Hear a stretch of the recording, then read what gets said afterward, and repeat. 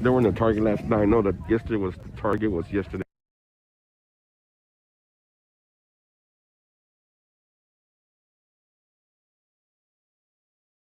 morning. Yesterday morning, way before I had breakfast.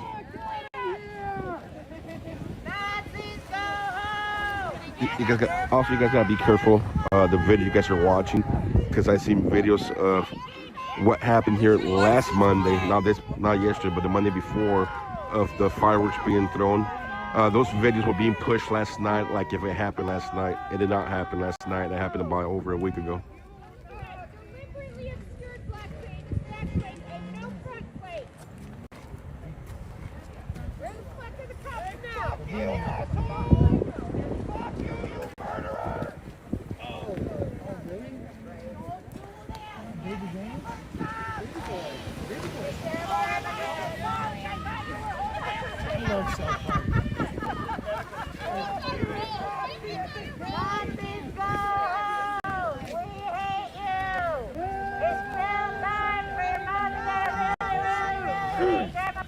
Yeah, mass walkouts across the nation are planned at 2 p.m. today. 2 p.m. everybody's local time. So about 1:30, I'm gonna start driving away from here and head out to a high school, where they're planning to walk out. Hopefully we can catch footage of that. That school is planning to go to a local park in a protest. But there's also walkouts planned over at the federal courthouse building. So after we go cover the high school, I'll be heading out to the courthouse. And there's a rally going to be hosted there up until 5 p.m. So I just wanted to start the stream here and show you guys for about an hour and a half of what's going on here at the Whipple Federal Building. And then we'll continue streaming, heading over to the high school and then heading over to downtown Minneapolis for the courthouse rally protest.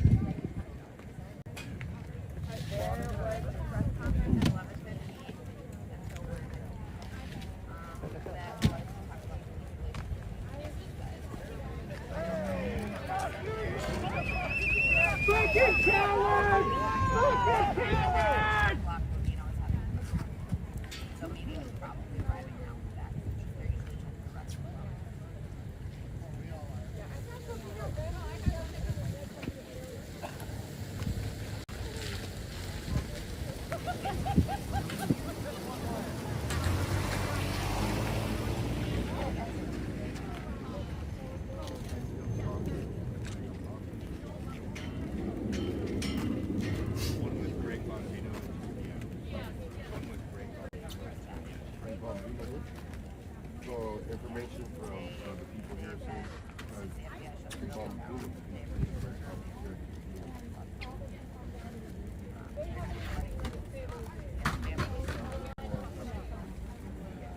act like they know what's going on. I think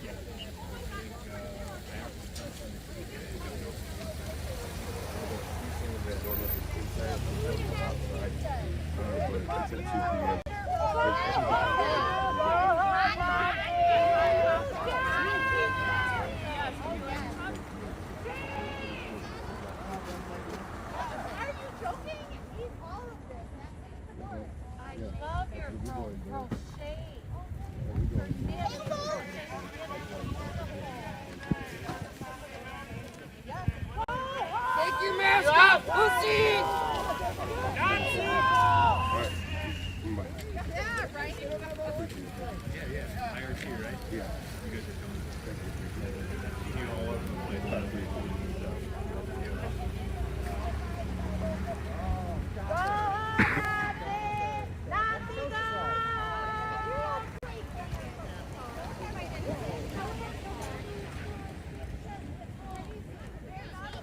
They got no plate. You guys gonna arrest them? They got no plate. No license plates. You guys gonna do anything? It's against the law. They're breaking the law.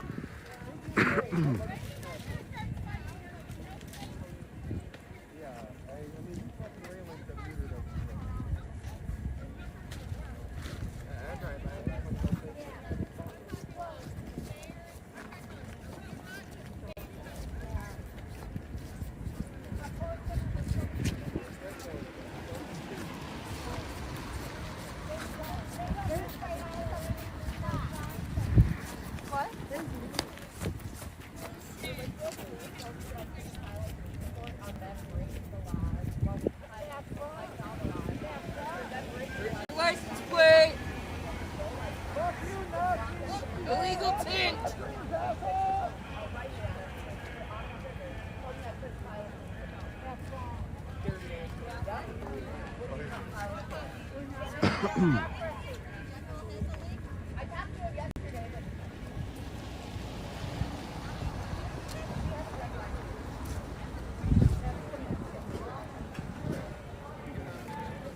Go back to Texas.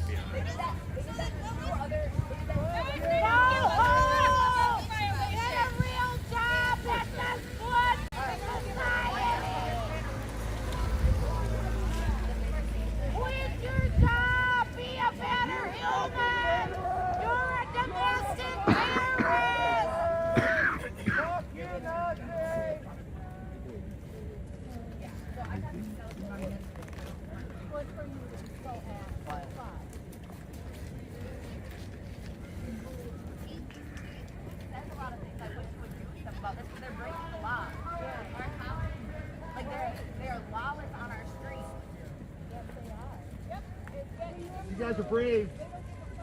No. I'm good. You've already been going after us. Protesting, You've been going after us. doing their thing. You guys hear all? Fuck you.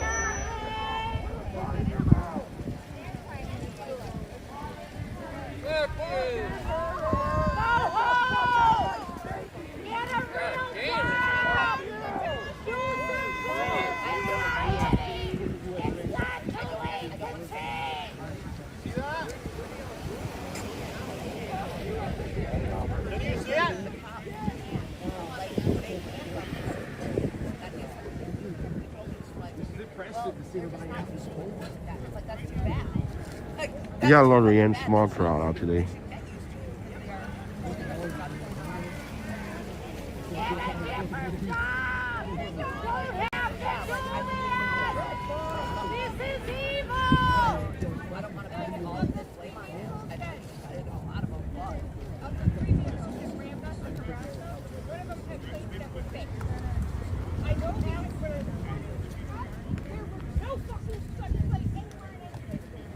We have on video of them admitting.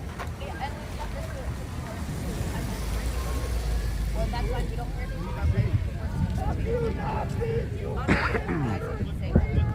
So all of this stuff already gone.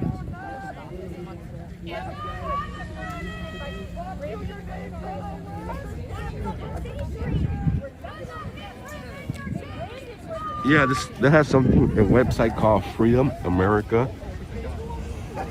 Freedom America. Appreciate it, thank you. .ca. Just put freedom and put a dot before the CA, Freedom America. That's the website, and there's multiple planned. Probably in the hundreds now. Walkouts at 2 p.m.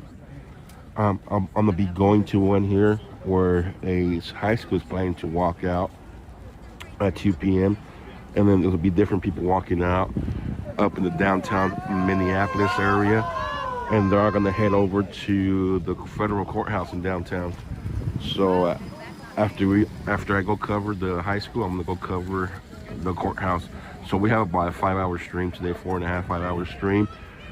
And the plan is to get a break after that and then finish off the night here. The past couple of nights, they have been going home about 9, 10 p.m. here. It has died out.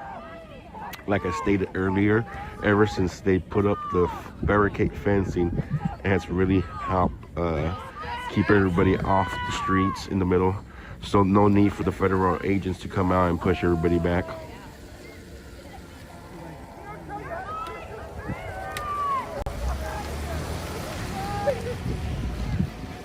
Is there going to be a counter protest? I have not heard anything by counter protest. I heard yesterday there might have been a counter protest here, but nothing.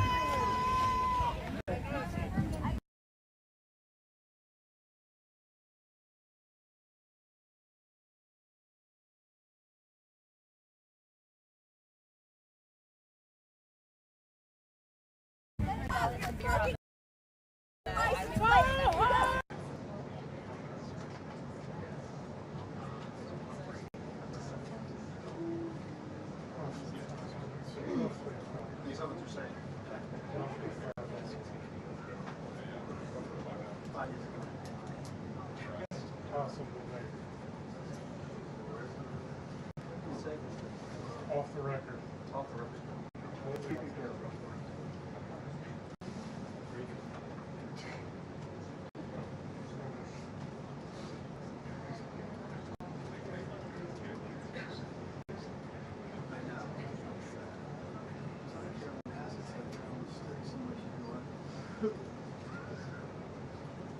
Oh, don't worry.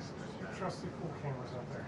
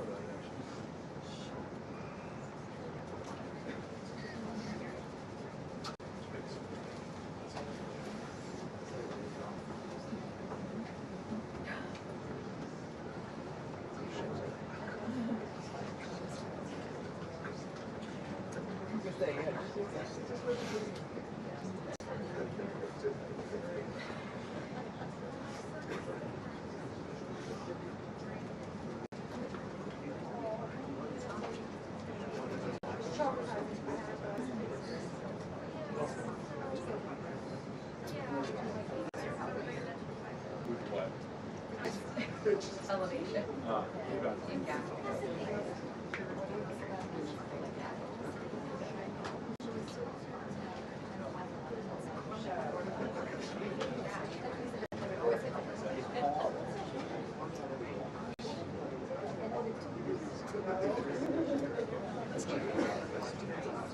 Oh my God, they're like,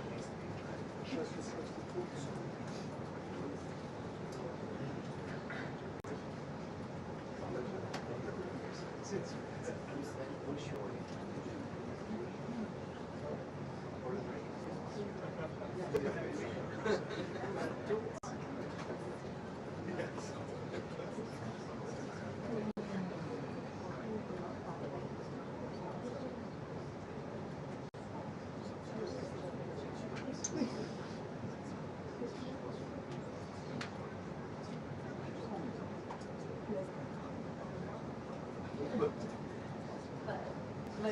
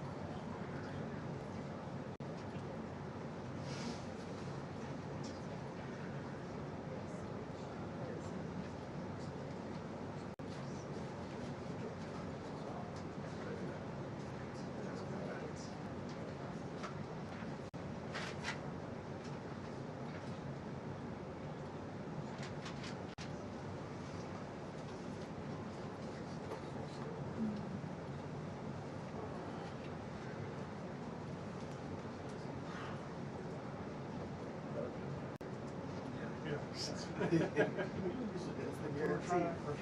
We're doing everything. Take them over. Doing everything we can. Okay, yeah, time to go. This is the perfect time to go. Oh, it was, it's hard.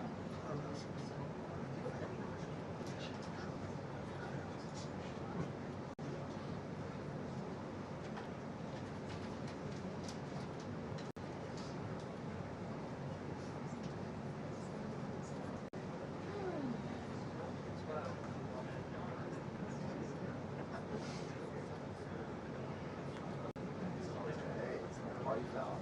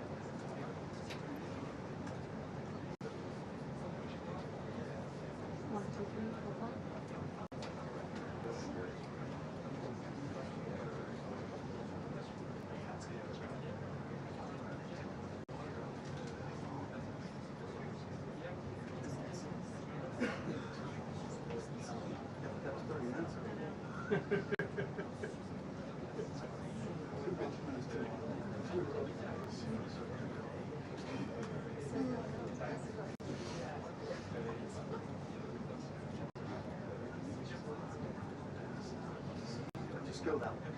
Go that way.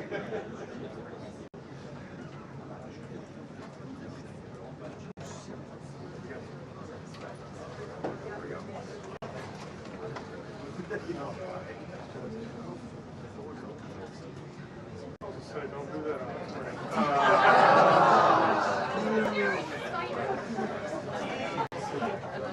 2-minute warning. Yep. 2-minute warning. 2 minutes. The official 2 minute warning? Yeah, they just sent it to the that too.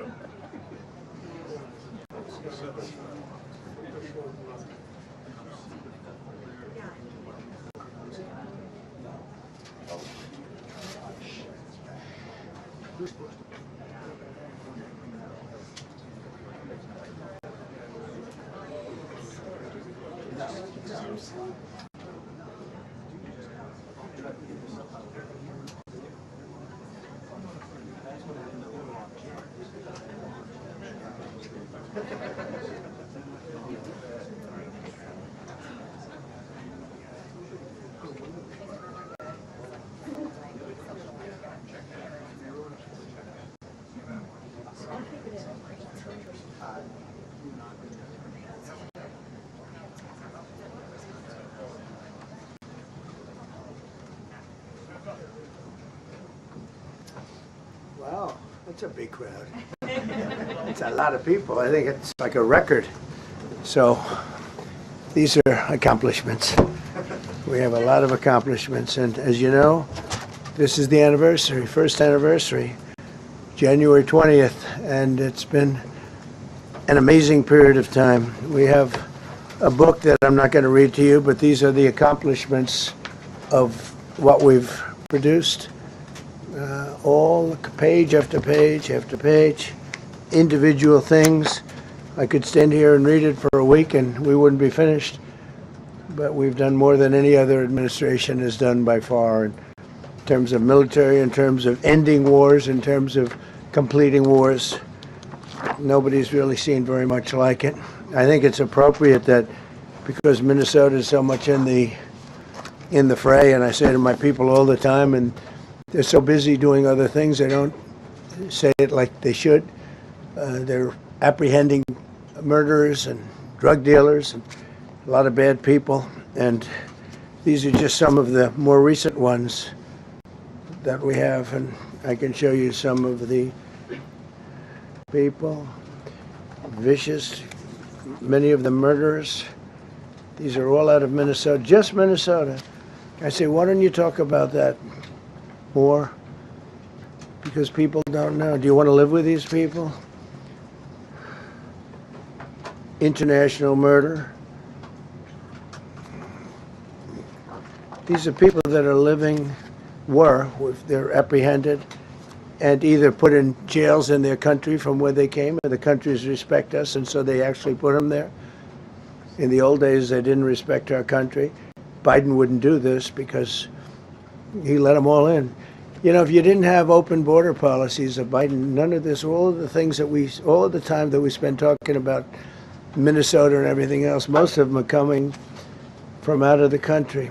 And it's been caused by a previous administration. Look at this, one after one. Boy, these are rough characters. These are all criminal, illegal aliens that, in many cases, they're murderers, they're drug lords, drug dealers, they're the mentally insane. There's some of them who are brutal killers, they're mentally insane. They're killers, but they're insane. These are just in Minnesota. California, it's worse. In other states, it's worse. Now, Minnesota, the crime is incredible. The financial crimes are incredible. And the problem is because of the agitators and insurrectionists, whatever you want, troublemakers, but they're paid agitators and insurrectionists. Nobody talks about the fact that $19 billion at a minimum is missing in Minnesota, given to a large degree by Somalians. They've taken it. Somalians, can you imagine? And they don't do it. A lot of very low IQ people, they don't do it. Other people work it out, and they get them money, and they go out and buy Mercedes-Benzes, and they come from here, they have no money, They never had money. They never had a life. They never had a government. They never had a country. Because there's basically no country. Somalia is not even a country. They don't have anything that resembles a country. And if it is a country, it's considered just about the worst in the world. They come here and they become rich and they don't have a job. I was told that Ilhan Omar is worth $30 million. She never had a job. She's a crooked congressman. So here's another one. And I have, oh, by the way, we just took out, these are all what ICE is doing. And it's a dangerous job. These are rough people. Weapons.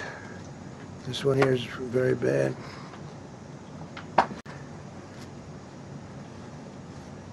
I'm going through this because I think we have plenty of time. I'm going to beautiful place in Switzerland where we'll be, I'm sure I'm very happily awaited for. In Switzerland, they don't know about this. They don't have this problem. They have other problems, but they don't have this problem. Look, killed somebody.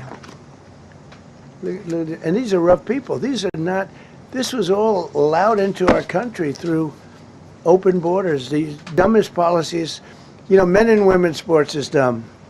But to me, having an open border for the world to come in, drug dealers and prisoners, Venezuela, as an example, opened their prisons into the United States. That's why one of the reasons I felt so strongly against Venezuela. Now I'm loving Venezuela. They've been working with us so well. It's been so nice. And an unbelievably nice woman also did a very incredible thing, as you know, a few days ago. We're talking to her, and maybe we can get her involved in some way. I'd love to be able to do that.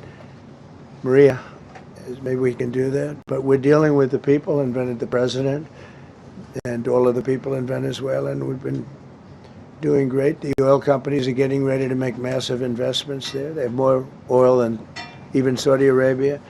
There you go. These are rough ones. This is all Minnesota, every one of them. This is one state out of many. And these people are, let's see, yeah, these are all, so far, people that came from outside of the country. They were allowed in by Sleepy Joe Biden, Crooked Joe Biden, whichever you like. You can call him whatever you like. They're both right. He's sleepy and he's crooked. He was the worst president we've ever had. And we've had some bad ones, too. I can tell you, all you have to do is look at trade. You're not getting bored with this, right? I hope you don't. But these are people that you have to see. Strong-arm rape, aggravated assault with a weapon, and many other crimes.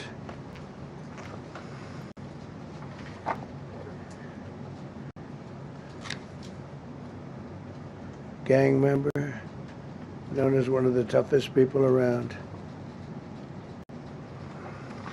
These are tough people. So this is what the people are trying to protect, because all ICE wants to do is get them out of our country, bring them to prisons and jails and mental institutions from where they came. That's all they want to do. They're patriots, and they have to be abused by guys like Don Lemon, who's a loser, lightweight. I saw him the way he walked in that church. It was terrible. I have such respect for that pastor. He was so calm. He was so nice. He was just accosted. What they did in that church was horrible yesterday. Look at this. 24 convictions. 24 times convicted. They're not charges. These are convictions. So he comes from outside the country. Do you think he's going to be good here? He's convicted 24 times. He's going to be good here, right? It doesn't work that way. It's a man murder. It's one of many. One of many. All they want to do is get him out. They want to take him out of our country. And we're met with paid agitators and insurrectionists, troublemakers. They're paid. You know, when the woman was shot, I felt terribly about that. And I understand both sides of it. But when she was shot, there was another woman that was screaming shame, shame, shame, shame, right? You saw it. So loud. Like a professional opera singer. She was so loud and so professional. She wasn't a woman that was hurt, like, oh, my heart's injured. She was a professional. She's shame, shame. She's screaming, shame, shame. I said, that's not a normal person. That's a professional. These are professional agitators and professional people that want to see our country do badly. But that's not happening because we have the hottest country anywhere in the world, despite this stuff. Look at this. All top of the line criminals. They're not going to be good. They're not going to be well behaved here. I could do thousands. We had over 3,000 in the last fairly short while. Just in Minnesota. What's the number, Carol? 10,000. 10,000 criminals arrested in Minnesota alone. 10,000 criminals. And these are serious criminals. Now, how can a place with 10,000 criminals, how can you have a state? And yet they're fighting us. Yeah, I like that guy. He keeps nodding to me. You agree with me, I guess. I like him. I don't know who he is, but I like him. He keeps nodding. He says, you're right. He's obviously a little on the right side, maybe. Look. These are rough ones. So this, we just took this off a stack. We have many stacks like this. Like, I could go 30 times what I'm showing you now.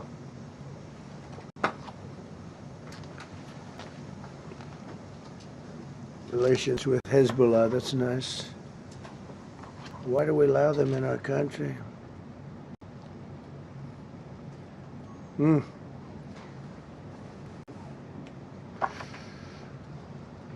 just looking at these charges. It's just pretty incredible. Many murderers, many murderers. People that murdered.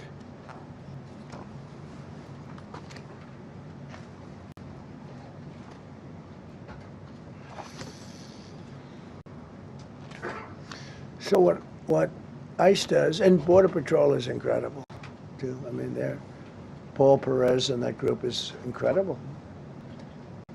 Mostly Hispanic, by the way. They're like 60% Hispanic. You know, they talk about Hispanic. They're mostly Hispanic, right? And they're unbelievable people. And then they say, oh, we discriminate against. I love Hispanic. They are unbelievable. Entrepreneurial. They have everything. I did great. I did the highest. Nobody ever got numbers like I got from the standpoint of being a Republican. But even if you look at Texas, I won the entire border along Texas, between Texas and Mexico. It never happened before. Nobody's ever done that before. I did it. As a Republican, I did it. I love the Hispanic. And they accuse us of all sorts of things. 60% of the people we're talking about, they're the best people we have, and they're Hispanic. The Border Patrol is largely Hispanic. ICE is largely Hispanic. They're unbelievable people. I don't know how they can take the abuse. They're taking rough people like this, like all of them. We have 10,000 at least. I could have done 10,000 of them. You're lucky I only did like 100. And this isn't even the worst of the group. They have murderers. They have some people we can't use their picture for legal reasons, but they're up for murder in their own country. And we jeopardize their case. When we send them back and we coordinate with other countries. A tremendous amount of work. All allowed in here by an open border policy of the worst president in the history of our country. A man that didn't win the election, by the way. It was a rigged election. Everybody knows that now. And by the way, numbers are coming out that show it even more plainly. We caught him. We caught him. So I just want you to know that it's a terrible thing.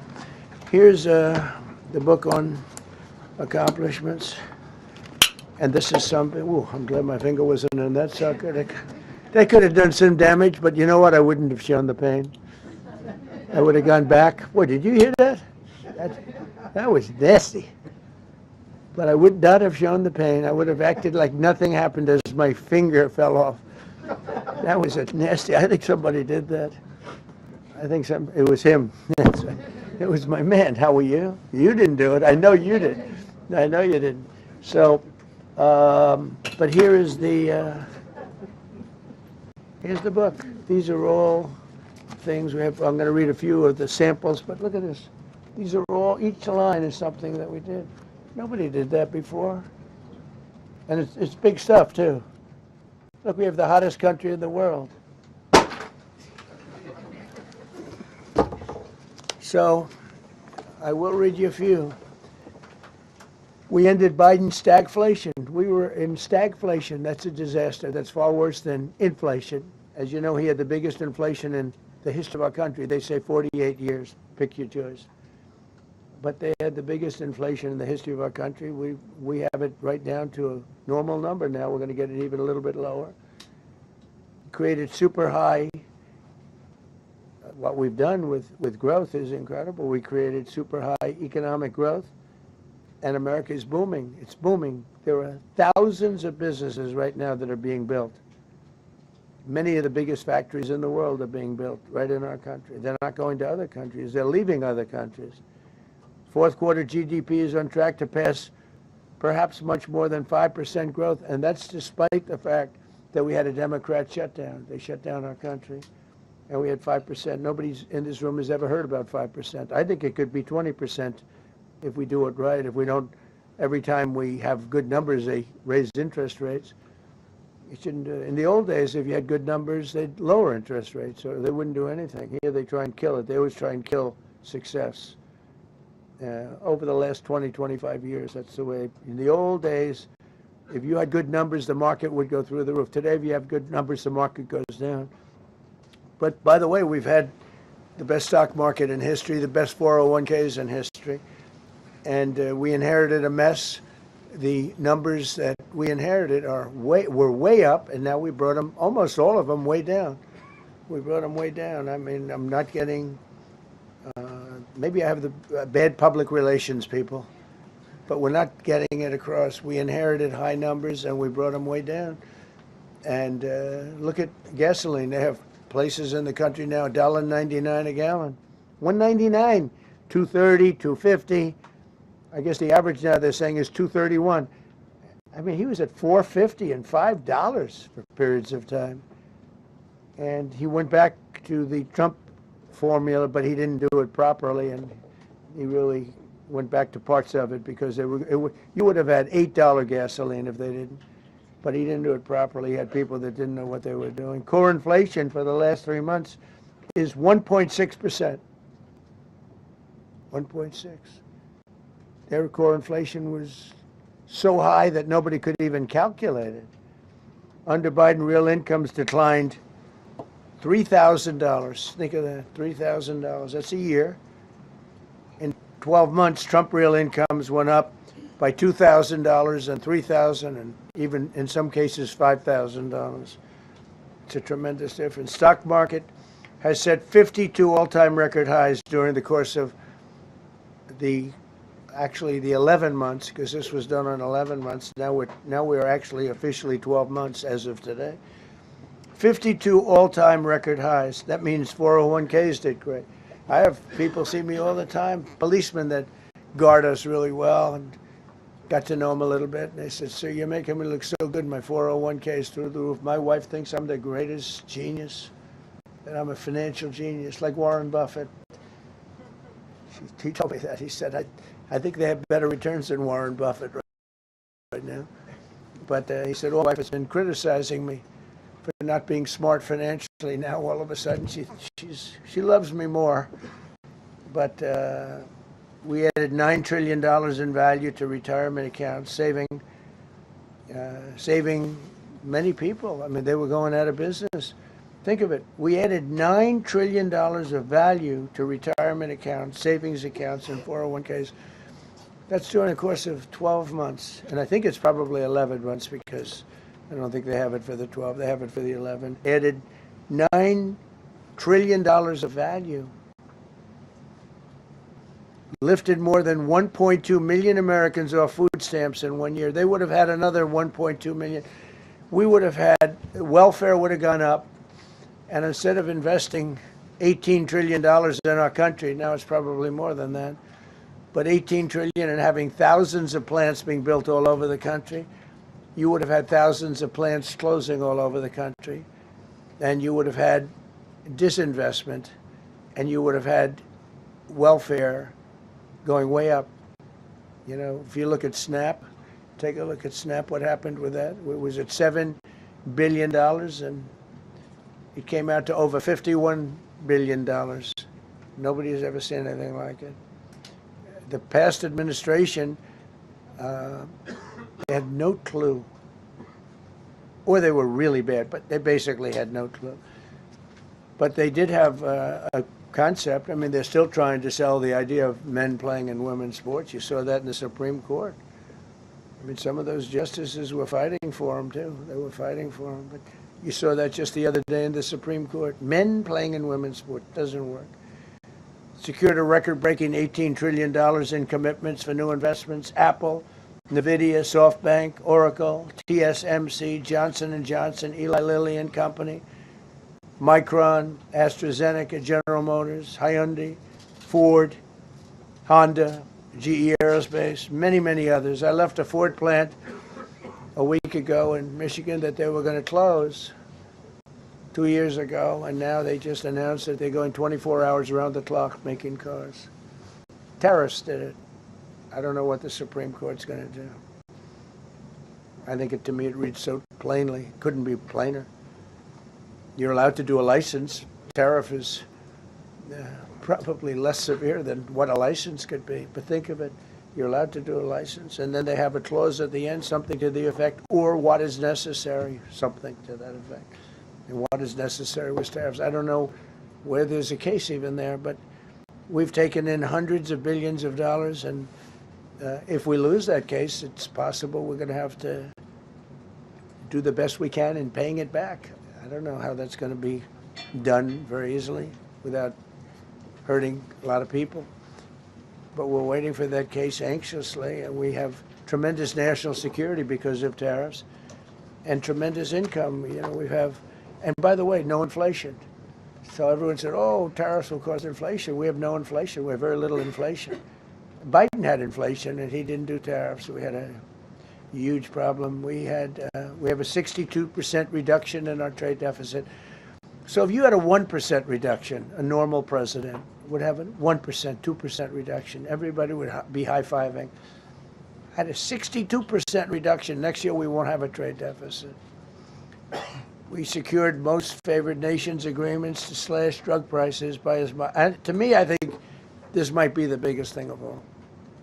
We get zero talk about it. The New York Times had a story way in the back of the paper, a little story about it. I think it's the biggest thing there is when you talk about health care.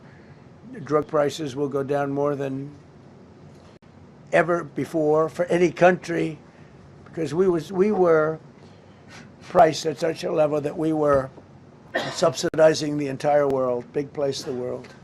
We were paying 10, 12, 13 times more than other countries. 13 times more, not 13%, 13 times more. A pill that was selling in London for $10 would sell in New York for $130. It's 13 times. More than that even.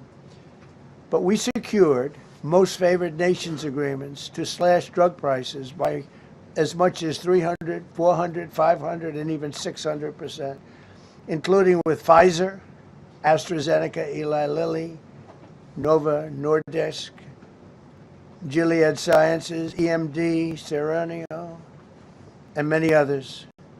If you look at some of the prices that are coming down, where a price would come down $1,300 coming down to $87. Think of it. So something that was costing $1,300 is now costing $87. And the fake news doesn't want to write about it. That's why I do this. I don't like to do this, to be honest with you. But I do it because got to get the word out. We signed one big, beautiful bill. I call it the Great Big Beautiful Bill, delivering the largest tax cuts in history. No tax on tips, no tax on Social Security, no tax on overtime. We made interest on car loans tax deductible for U.S. built automobiles only. So if you buy an automobile built in the United States, we're not doing it for Germany and Canada and different places. We're doing it only if it's built here. We want them to be built here. A lot of the Canadian auto plants are closing and they're moving into the United States. Same thing with Mexico, same thing with Germany, and same thing with Japan and other countries. They're moving into the United States because of tariffs. Because they don't want to pay the tariffs. It's too much. They can't pay the tariffs. So they're coming here. Nothing different than what other smart countries did. But it works better for us. Under my leadership, it's not done properly, but it's done properly. We have, again, more plants being built than at any time in the history of our country. Passed the largest spending cuts in American history, and that was true in my first. We had a tremendous first term also.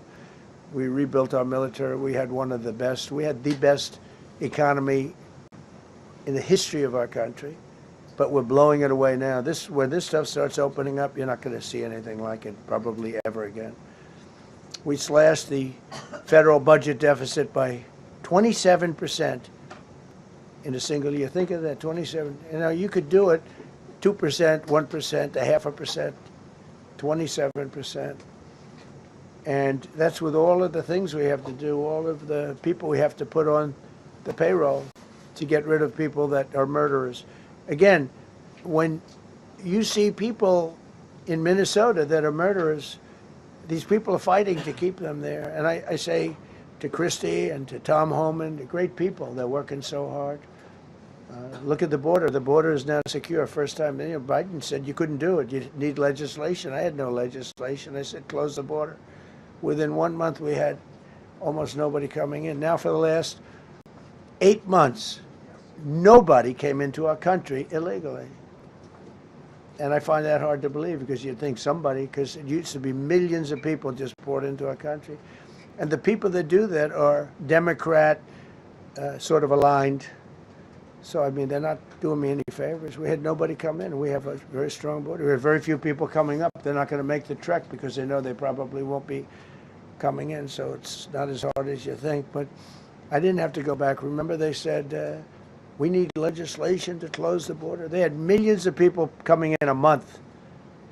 We have nobody coming in, and we're getting the murderers out. Murderers, people from prisons and jails. Many countries opened up their prisons and dropped them into the United States. Those are the people we're getting out. And we have a lot of heart. And I said, you got to lighten up on this. We have a lot of heart for people. They came in illegally, but they're good people, and they're working now on farms, and they're working in luncheonettes and hotels and all. And we're looking to get the criminals out right now, the criminals. And I think it's very important. I mean, every once in a while you see a story, we take somebody. He should be out because they came in illegally. So in theory, they should be. But we're focused on the murderers, the drug dealers, the mentally insane. We have a lot of mentally insane killers. I mean, you can't even talk to them. It'd be nice if you could have a little reason, but you can't even reason. These are seriously ill people. You have a couple of countries where they were loaded up. Their mental institutions and insane asylums were loaded to the gills. They couldn't get. They're empty now. But they're filling up because we're bringing them all back. We know where they came from. And every country accepts them. Under Biden, they wouldn't take. They had so little respect that they'd bring them there, and they wouldn't take them. They said, get the hell out of here. They would be bringing a plane in to land in a country, and they'd put 5 planes on the runway so you couldn't land the plane. So they'd come back with the people that they were bringing back. They don't do that with me. They do that with me. They have problems. They don't do it. They accept them back. They're not happy about it, but they accept them back. Cut a record number of regulations. I promised to eliminate 10 old regulations for every one new regulation. Instead, we cut 129 old regulations for each one added. Think of that. I wanted to do 10. In my first 4 years, I did. When we put on a new regulation, you had to cut 8. This year I said you have to cut 10. Instead, we cut 129. So every time, so far, can't remain like that, I don't imagine. I hope I can, because we have so much wasted regulation. Regulations where they go by California, which is a disaster state, with a governor that truly is doing a bad job. He's killing that state. If he ever ran the country, this country would be Venezuela very quickly. Using tariffs slashed the U.S. trade deficit by an incredible 77%. The trade deficit is down, and that doesn't include the last month where we had our best month. We slashed the trade deficit by an incredible 77% in 1 year with no inflation, something that everyone said could not be done. So we had essentially no inflation. In fact, the last month we had almost no inflation. But we slashed the trade deficit by 77%. If you slashed it by 1%, that was good. Again, we did that with tariffs and intelligence. We did that with November 5th, great election. We secured historic trade deals to reduce barriers on U.S. exports with countries covering 40% of all U.S. trade. Think of that. American exports are up by more than $150 billion this year. People said, oh, we're not exporting. All we do is buy. If you keep buying, you're not going to have a country for very long. So we increased exports by more than $150 billion. Investment in American factories is up 41%. That's a record. Nobody goes 41% up. You go 2% up, 1% up. You go down by 3%. If Kamala got elected, the 41% up would be 41% down. We removed over 270,000 bureaucrats from the federal payroll. That's another thing. So we have, we announce our unemployment numbers, call it unemployment or employment. And they were very good, but we could make them great. But we've slashed tremendous numbers of people off the federal payroll. Because ultimately, if you're on the federal payroll, I mean, we have jobs where they had 10 people for every job. So we cut. Now, if you want to see some good numbers, I'll hire 1 million people. We cut millions of people off the federal payroll. I don't like doing that, but the good news, I don't feel badly because they're getting private sector jobs and they're getting sometimes twice as much money, 3 times as much money. They're getting factory jobs. They're getting much better jobs and much higher pay. But all I have to do is say, like, what the Democrats do all the time. They hire 1 million people and then they hire another million. They load it up and it says, oh, they only have a 3% unemployment rate. It's a fake rate. So with us, we're proud of the fact that we cut so many because, again, I don't want to cut people. But when you cut them and they go out and get a better job, I like to cut them. And sometimes they have to be forced to do that because, it's like they want to stay where they are. They don't know. And then all of a sudden they end up, we have many cases, Caroline, where people were devastated. They hated Trump. I got caught from my very boring federal job where they had, again, sometimes 10 people to do one job. And they were very upset. And now they ended up with a job where they get paid 3 times more money. They're ending up buying houses. It's like crazy. So they went from not liking me to liking me a lot because it's hard to get. We need people. We need people. It's one of the reasons. I mean, when you have good people on the farm or good people in hotels and everything else, we want to work with them as much as we can. Under Biden, 1 out of 4 jobs added was a government job. Think of that. So 25% of the jobs added. That's when you know that, that's 25% of the jobs aren't real jobs. But again, I could do that. I could add 2 million jobs right now, would have an unemployment. I could say, just hire some more people. I do the opposite. I say, get rid of everybody that's unnecessary because that's the way you make America great again. When you have, all these jobs where people are sitting around doing nothing and they get a lot of money by the government, it's no good. But that's what the Democrats do. They show, oh, we were at 4% unemployment. That's a good number. But they just add jobs. They would never cut jobs. Under Trump, 100% of all new jobs created have been in the private sector. Think of that. Not 1% has gone to federal. So under Biden, 1 out of 4 was a government job. Under Trump, 100% of the new jobs created, 100% came from the private sector. That's how you make your country wealthy and strong and good. We inherited the worst border in history and turned it into the strongest border in history. Illegal crossings have plummeted to the lowest level ever recorded, down 99.999%. That means down 100%. 99.99. Now, we want to find out who that one person is. For 8 months in a row, zero, and these are government numbers, these are not my numbers. For 8 months in a row, 0 illegal aliens were admitted to our country. 0. Nobody came in, unless they came in legally. We have a big process for having people come in legally, by the way. A lot of people are coming in legally. They have to prove they love our country. They have to prove that they're not going to need welfare. A lot of things they have to prove. For the first time in 50 years, we are now seeing reverse migration, where because we're getting all of these illegal people out. People that came in illegally, many cases they're criminals in many, many cases.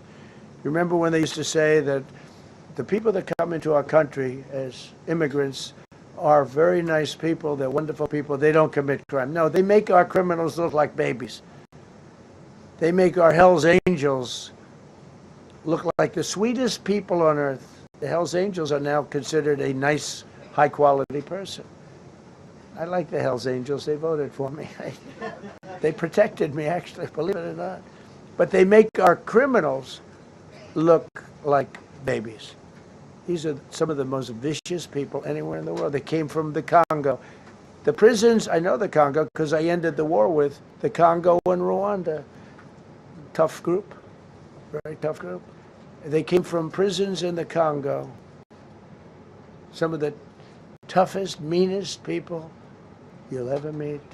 Thank you very much. They allowed them to come into America. These are tough people. Before my election, 100% of net job creation was going to foreign migrants. Since my inauguration, 100% of the net jobs created have gone to American-born citizens. That's a big thing. In other words, we're now taking care of our people. 100% of net jobs created have gone to the American-born people. Before that, we didn't care.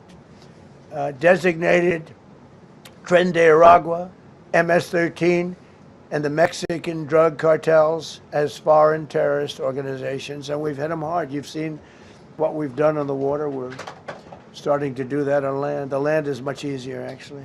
Water is incredible. We did that on the water so that when you do it on the land, they don't go to the water. Nobody's going into the boat business right now, I can tell you. 97% down drugs coming in by water. 97%. Nobody ever heard of that before. They heard 2%, 1%. It went up 2%. 97, and we're looking for the 3%. Who the hell are the 3%? They're crazy. But we've taken out almost 100% of the drugs coming in by water. Now we're going to be very shortly starting drugs coming in by land. We know exactly where they're coming from. Removed tens of thousands of illegal alien gang members, drug dealers, murderers, child predators, human traffickers, fraudsters, savage criminals, and others. We removed them from our country. They're out. They're gone. In some cases, they're so dangerous that we put them in jail because we don't want to give them to their country. Their country doesn't do anything, and they end up coming back. We have some that they're so bad that we don't want to really release them. We want to put them in a jail where we know they're properly ensconced. Think of that. Remove tens of thousands of illegal alien gang members, drug dealers, murderers, child predators, human traffickers, fraudsters, and savage criminals. Why wouldn't you want them removed?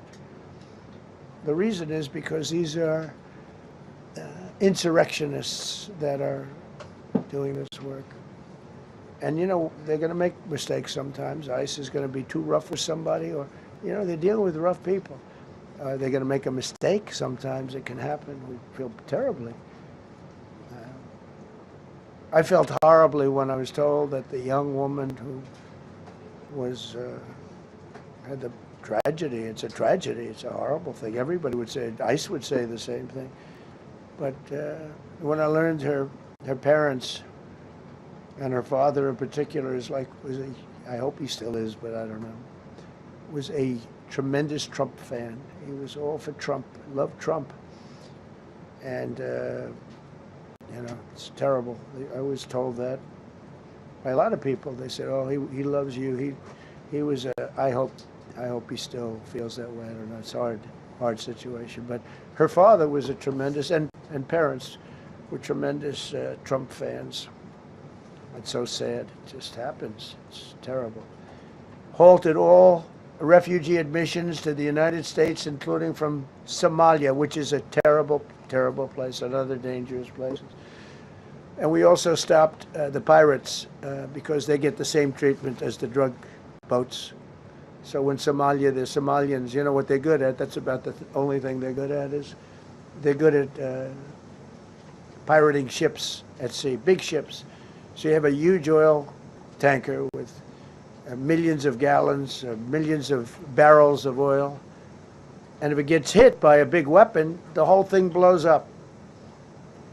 And they don't want to fight, because if they do, they're told by their insurance companies, do not hand over the ship. And they're not allowed to have any guns on the ship. They're literally, you have these massive ships being taken over by a Somalian small boat with a big weapon. Because if they hit the side of the ship can blow up to, I mean, you talk about a blow up. Bad, we've seen some bad things happen. And the insurance companies, some of these ships cost more than $1 billion to build. And the insurance companies say, look, we'd rather give them money than take a chance on $1 billion insurance policy. But they don't have to worry about it, because we hit them the same way we hit the people with the drugs in their boat. They don't know what the hell happened. But all of a sudden, there are no pirates at sea. Do you notice? We haven't had a boat taken in a little while. Came out of Somalia, really corrupt place. It's not a country. They don't have government. They don't have anything. I always hate to see this. Ilhan Omar, she comes from Somalia, a backward country, probably the worst country. They say it's the worst country in the world, if it's a country. I don't even think it's a country. There's no organization, no anything. They don't have police. They don't have military. They don't have anything. They just have people running around, killing each other and trying to pirate ships. But she'll come here, comes, and then she wants to tell us how to run our country. The Constitution says that I am entitled to this. I can't stand her. Terminated all taxpayer-funded benefits for illegal aliens and kicked 275,000 illegals off of Social Security. They were illegally getting Social Security. 275,000 people. I'm telling you, it's not that this is pleasurable, but if I were an elected president, this country was going to be destroyed quickly, very quickly. I think within a year, if you had Kamala or a Joe type. I mean, Joe was a disaster, but if you had Kamala, he was the replacement. I was up by like 25 points on Joe, and they said, hey, let's get somebody else. This never happened. Well, I had so many firsts. You're leading somebody by a lot, and they say, oh, let's take him out, let's put somebody. That's like I said to Dana White the other night. I said, you know, Dana, it's like you have a fighter, two fighters, one guy is winning by a lot. And they say, oh, let's take this guy out, let's put a new fighter in the ring with him. That's what happened to me. I was doing great with Biden. The whole campaign was against Biden. All the money was spent against Biden, and all of a sudden I got Kamala. Everyone said, who the hell is she? But that didn't work out too well for them, but never happened before. We are about lots of firsts. Designated English as the official language of the United States of America. We did that very powerfully. And while we're at it, we also took the Gulf of Mexico, and now it's the Gulf of America. Because we have 92% of the shoreline. It always bothered me. I'd say, you know, we have most of the shoreline. Mexico has a small percentage, talks about 8%. We have 92%. And I said, why is it the Gulf of Mexico? It should be the Gulf of America. I was going to call it the Gulf of Trump, but I thought that I would be killed if I did that. I wanted to do it. I wanted to. My people work so hard. Sir, I don't think it'll look too good. I'm telling you, it's a good thing. And it'll be hotter than ever, I said. No, but I decided not to do that. I'm joking, you know, when I say that. I was not going to call it the Gulf of Trump. because tomorrow will be Trump wanted to call it the Gulf of Trump, but he was rebuffed by his people. My people don't rebuff me too much. The Gulf of Trump, that does have a good ring, though. Maybe we could do that. It's not too late. No, we have the Gulf of America now. It's great. Our country is proud for the attack on Venezuela, the attack on the Iran nuclear capability, wiped it out. I mean, first administration, Soleimani, the father of the roadside bomb, al-Baghdadi, the father of ISIS, who was rebuilding ISIS. We wiped them out. Done a great job. Signed an order that will end birthright citizenship for children of illegal migrants. You know, that case is in court right now. That case was meant for the children of slaves. All you have to do is look at the years. Look at the years where the cases were filed and where the decisions were made. They were right at the end of the Civil War. They're trying to say that, you know, in China's making a big business out of that. They come to the country, they have a child, they're American citizen, they get all the benefits. It had nothing to do with that. That was for the children of slaves. And I hope the Supreme Court so rules. Designated fentanyl as a weapon of mass destruction. It is. We lost, I believe, 300,000 people this year. 300,000 people. That's like filling up one of those big football stadiums 5 times. It's not even believable. I mean, you could be in a war and you wouldn't lose that many people. So we designated fentanyl a weapon of mass destruction. Conducted numerous successful military strikes against narco-terrorists operating in our hemisphere, including the water strikes. Drugs brought in by ocean. So I told you that we're down by, I mean, close to 100%. It's hard to get somebody to pilot those boats. Very hard. They have to be people that don't watch television, don't read the news. And we just blew up their facility. They had a docking facility where the drugs were stored.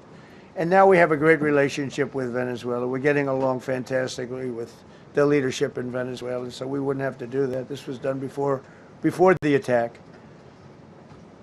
But we captured and brought to justice the outlaw dictator of Venezuela, Nicolas Maduro, who, through drugs, killed millions of people in our country. Tremendous drug dealer. Also sent millions of people into our country, including Tren de Aragua, the worst gang. They say it's the worst gang in the world. They took over parts of Colorado. They just take the apartment building. They just took it away. Just took it away like we're here. They cut the hand off one man because he called the police. Who called the police? I did. You took my apartment from me. Boom. No hand. This is what they sent us. Restoring law and order, new category. D.C. and Memphis, federal task forces deployed massive numbers of federal law enforcement officers and National Guard to restore safety. Crime down in D.C. is almost down to nothing. D.C. was a very, very dangerous place. And I think you probably know better than I do. I have a lot of people in the media thanked me for that, but some of them found it hard to thank me. But, you know, D.C. is now, look how beautiful.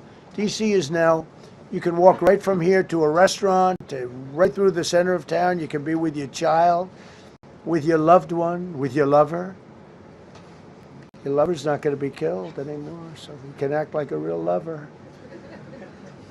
But you can walk right through the middle of the town, and D.C. is beautiful again, too. You notice we took all the fences down, almost all the rest are coming down.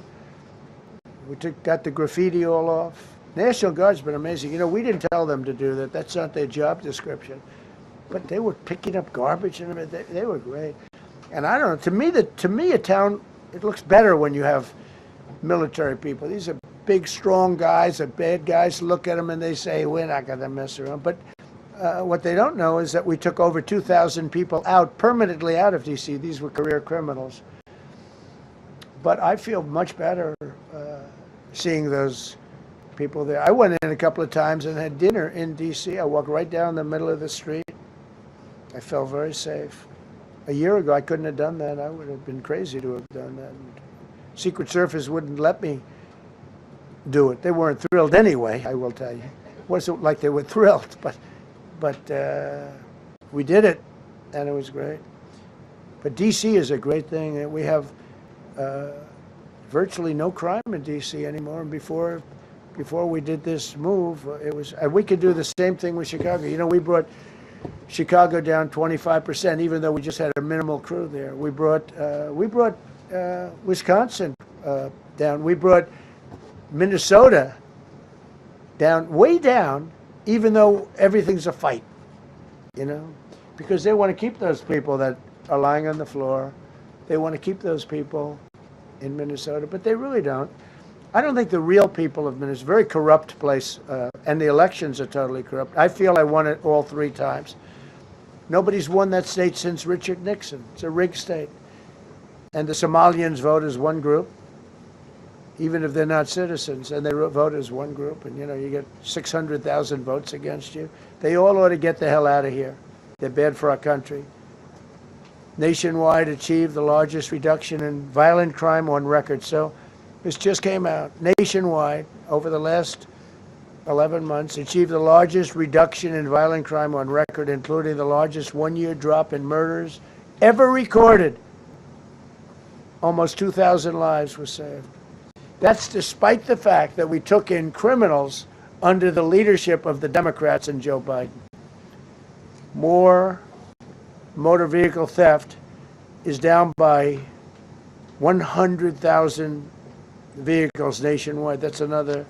Nationwide, the motor vehicle theft was out of control, and now it's very much in control. It was down by more than 100,000 vehicles to a record low. Began the process of eliminating cashless bail policies across the nation. You got to get rid of your sanctuary cities, and I hope our people know that we're not going to pay sanctuary cities. We're not going to pay them anymore. They are sanctuary for criminals. They hold criminals. We're not going to pay. They can sue us, and maybe they'll win, but we're not giving money to sanctuary cities anymore as of the beginning of the month. We began the process of eliminating the cashless bail. Well, cashless bail is where it all started. It's a disaster. And then other places. I don't know if it started in New York. I remember it starting in New York. So somebody comes in, murders somebody, and they let them out. No bail, no nothing. Basically, cashless bail means you just get the hell out. And they go outside. We have one case where a guy murders somebody, gets released, and goes out and murders somebody. 2 people in one day. No, we got to get rid of cashless bail. They got to pay, got to have bail. There's a reason for bail. Long tested. Signed an executive order to bring back mental institutions and insane asylums. We're going to have to bring them back. Hate to build those suckers, but you got to get the people off the streets. You know, we used to have, when I was growing up, we had in my area in Queens, I grew up in Queens, we had a place called Creedmoor. Creedmoor, did anybody know that? Creedmoor. It was a big, I said, Mom, why are those bars on the building? I used to play Little League Baseball there at a place called Cunningham Park. He was quite the baseball player, you wouldn't believe. But I said to my mother, Mom, she would be there, always there for me. She said, son, you could be a professional baseball player. I said, thanks, Mom. I said, why are those bars on the windows? Big building, big, powerful building. It loomed over the park, actually. She said, well, people that are very sick are in that building. I said, boy, I used to always look at that building and I'd see this big building, big, tall building. It loomed over the park. It was sort of, now that I think it was a pretty unfriendly sight. But I'll never forget, I don't know if it's still there, because they got rid of most of them, you know, the Democrats in New York, they took them down, and the people live on the streets now. That's why you have a lot of the people in California and other places, they live in the streets. They took the mental institutions down. They're expensive. But I'd say, why does that building have those bars? Boy, it wasn't normal. You know, you're used to looking at like a window. But this one, you look at it, all this steel, vicious steel, tiny windows, bars all over the place. Nobody was getting out. It's called a mental institution. That was an insane asylum. designated Antifa as a domestic terrorist organization, and many others. It is. America is respected again on the world stage. It's another topic. Obliterated Iran's nuclear enrichment capability, and Operation Midnight Hammer was one of the most successful anyone's ever seen. CNN fake news. I don't know where they are. CNN. Anybody from CNN here? Fake news. Nobody wants to raise their hand anymore. They used to. Oh, yeah. Now, if you're with CNN, you don't raise your hand. But they said, well, maybe it wasn't that successful, which I really was angry because these pilots took their life in their hands. 2 o'clock in the morning with no moon, dead dark, guns shooting at them. They went in with those beautiful B-2s, and every single bomb went down an air shaft and obliterated it. And CNN came out and said, well, maybe it wasn't, by a scam writer who wrote, fake stories, a lot of fake stories on other topics, right? Because when we did it, we said, that's a terrible thing. The pilots came back and they said, we hit everything. They did a great job. Then on top of that, we launched from a submarine about 30 Tomahawks on top of everything else. The place was obliterated. CNN said, well, maybe it wasn't that bad. Turned out it was worse than it was. You know who could tell you that? The Iranians would tell you that. Because if they do anything, they're going to have to start a brand new place. But they did an amazing job. It was like what we did with Venezuela. I mean, nobody's ever seen a military operation like that. Ended 8 unendable wars in 10 months. These were unendable wars. Cambodia and Thailand fighting for years. Kosovo and Serbia. The Congo and Rwanda. Pakistan and India, they were really going at it. 8 planes shot down. They were going to go nuclear, in my opinion. The Prime Minister of Pakistan was here, and he said President Trump saved 10 million people and maybe much more than that. They're both nuclear countries. Israel and Iran. Egypt and Ethiopia were going to fight over a dam, and I got them to stop. I still got to work it out, because they put a dam up in Ethiopia that stops the flow from a little river called the Nile. I always think of the Nile being in Egypt, beautiful Nile with the pyramids, but they put a dam up. You know who paid for the dam? The United States of America. It's the biggest dam, I think, in the world. They put a dam up. I said, how did you let that happen? Why would we have done that? We financed it. This country would. I don't know. Maybe it was a Republican president, but I don't think it was. I think it was a Democrat. But what a terrible thing. So Egypt basically is, they don't have enough water in the Nile. And they use that for a lot of things, including entertainment and travel and tourism and everything. I mean, I don't know. They got a big dam. I got to work that one out now, too. Armenia and Azerbaijan, President Putin told me, I cannot believe you settled that war. I've been trying to settle that war for 10 years. Armenia and Azerbaijan. They were fighting it for many, many years. And I ended up getting the heads of both countries in my office. The beautiful Oval Office, much more beautiful now than it ever was. And one sat at one side, one sat at the other. He said, I've been the head of Azerbaijan for 22 years, and for 22 years I've been killing his people. And the other gentlemen, and both very good guys, said, I've been here for 7 years, and for 7 years I've been killing his people. And they started over there, and within an hour they were next to each other, and by the time we ended, they were hugging each other, and it's been a great peace, Should have gotten the Nobel Prize for each war, but I don't say that. I saved millions and millions of people. And don't let anyone tell you that Norway doesn't control this shit, okay? It's in Norway. Norway controls the shit. So we have nothing to do with it. It's a joke. They've lost such prestige. That's why I have such respect for Maria doing what she did. She said, I don't deserve the Nobel Prize. He does. When she got it, they said, wow, that's amazing. I thought President Trump would get it. President Trump deserves it. He ended up 8 wars.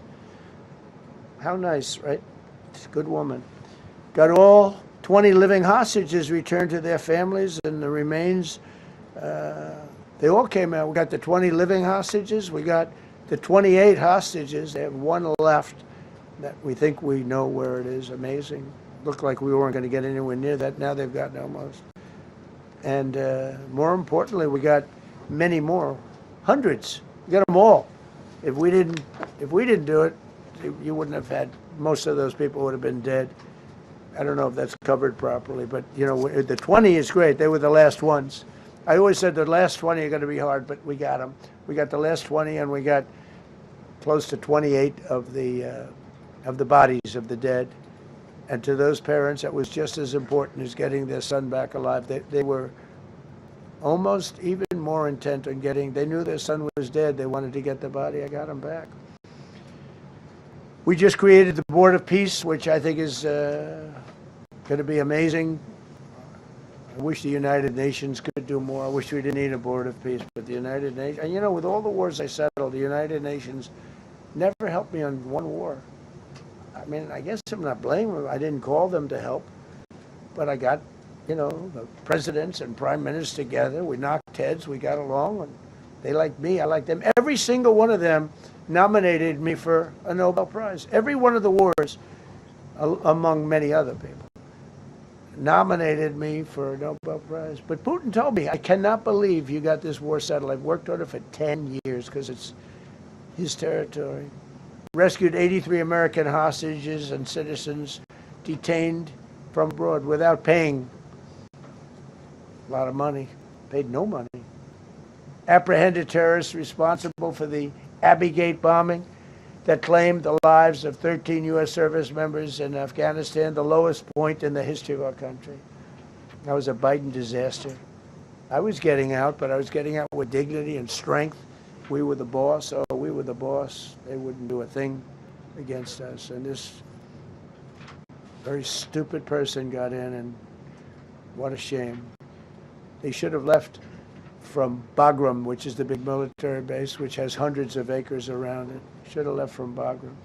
Terminated visas of Hamas sympathizers and deported pro-jihad foreign nationals. Got NATO members to agree to raise defense spending 5% of GDP from 2%, and they paid the 5%, and they didn't pay. And by the way, I did more for NATO than any other person alive or dead. Nobody's done for NATO. And I think for the most part, they'll tell you that. I think you could ask the Secretary General about that, but he said it a lot. I've done more for NATO than anybody, and I see all this stuff, but NATO has to treat us fairly, too. The big fear I have with NATO is we spend tremendous amounts of money with NATO, and I know we'll come to their rescue, but I just really do question whether or not they'll come to ours. You know, I'm just asking. Just saying, right? You remember during the debate? Just saying. Signed $1 trillion investment in U.S. military. And next year, we hopefully will go to $1.5 trillion. We're building battleships that are 100 times more powerful than the battleships of World War II, which are the big, beautiful, those big, beautiful things with the guns. I said, what about bringing them out of dry dock? They said, sir, what we're building will blow them away. Think of it. These ships are 100 times more powerful than the battleships that you see on Victory at Sea. Do you ever see Victory at Sea? What a great thing that is to watch. Renamed the Department of Defense into the Department of War, which everyone loves, by the way. Signed landmark critical minerals deals with Australia, Malaysia, Thailand, Ukraine, Japan, and many others. We're going to have so much rare earth. It's actually not that rare. Getting it processed is rare, but there's a lot of rare earth. There's a lot of earth around, I can tell you. Withdrew from the corrupt World Health Organization, where we were paying hundreds of millions of dollars a year. So we were paying $500 million a year, and China was paying $37 million a year. I said, why aren't we paying the same as China? They said, well, nobody asked. I said, China's got 1.4 billion people. We have 350 million, probably, with all the illegals, you know. China probably knows more accurately. But we have much smaller in terms of the number of people. We have a much more powerful military, but we have much smaller. I rebuilt the military during my first term, by the way. And while they gave away a lot to Afghanistan, the Taliban, which was just horrible seeing them. Every year, seeing them do that military down some dirty street is a disgrace. But while Biden gave a lot of it away, it's a tiny fraction compared to what we did. I rebuilt the military, and now we're continuing to build it. And bigger and better. We need it. Peace through strength. But we withdrew from the health organization. So I remember we were paying $500 million. They were paying 37 or 39 million. And I said, how come? So I withdrew, and they called, we'll give you the same deal that they had. I said, well, it should be less than that, because if they're at 37 and you have 3 times, 4 times the number of people, even maybe 5 times, I don't know. So it should be less, but I didn't want to chisel around. And I thought about it. So I could have taken 500 million to 37, and everybody knew it. I chose not to do it because it was actually very popular when I got out, because they were terrible. And so I chose not to take that deal. First thing Biden did is go back into it. You know what he paid? More than 500 million. So I actually called them. I said, you know, you can buy it for less. You can make a deal at 37. There's no reason to pay 500. They didn't care. They paid more than 500. Did you know that? They paid more than 500 million. I made a deal at 37. I could have had 37. They were public about it. We'll give you the same deal that China has for 37. And they paid 500 million. They paid $500 million. That's the way you ruin a country. And it's the same attitude that, you know, you have on everything else with these people. They were terrible.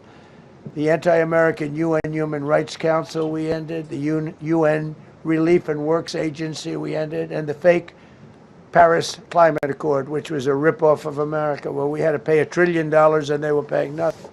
China didn't kick in until 2035. We kicked in immediately. We were supposed to pay $1 trillion. Russia went to a standard of 1991, which was a dirtier standard. But we had to pay top dollar. So I terminated that. Another Rick. We ended the woke lunacy and restored common sense, abolished all discriminatory diversity, equity, and inclusion DEI policies throughout the federal government and the private sector. They're gone, everybody. They're gone. Terrible. Terminated the Green New Scam and ended the insane electric vehicle mandate. I love electric vehicles. That caused me a little problem with a man named Elon. But he understands, and he's a good guy. We get along, but I said, Elon, we can't have all electric cars. We just can't do it. I like the electric cars. I like his car. But in particular, I like his car. But we can't do that because some people don't want an electric car by 2030. And to build the power stations all over the country would have cost $4 trillion. $4 trillion. That's more than any country has. If you got China, the United States, and everyone, you couldn't do it. And it would have taken years. And yet they were supposed to be switching over. Electric vehicle mandate. Some people don't like electric cars. Some people want hybrids. Some people want regular gasoline-powered cars. We have more gasoline than anybody. And now with Venezuela, we have 62% of the market when you include Venezuela. So I ended the Green New Scam, and I ended the insane electric vehicle mandate. Now you can buy a gasoline-powered car, a hybrid, and you can buy a electric vehicle. I mean, if you think, if you want electric, you can buy it. Make a good deal on them right now because they made a lot of them. Permanently stopped Joe Biden's ridiculous CAFE standards. That's having to do with the environment, so ridiculous. Cancel the EPA's absurd, totally absurd, tailpipe emission standard, which made you spend hundreds of thousands. It made for hundreds of thousands of cars. The cost numbers were incredible that the consumer has to pay. Imposed 25% tariff on all foreign automobiles and 100% tariff on Chinese cars, which don't come into the country because of tariffs. Only because of tariffs. We didn't have tariffs, you wouldn't have any car. We have now more car factories being built in the United States than ever before because of tariffs. If they take those tariffs away, China will eat our lunch. They'll take all of our car business. Now, there's another way of doing it, but it's more cumbersome, et cetera, et cetera. I don't want to scare you. but it's much more cumbersome, not as good for national security as this. We have a perfect system right now. We're making a fortune.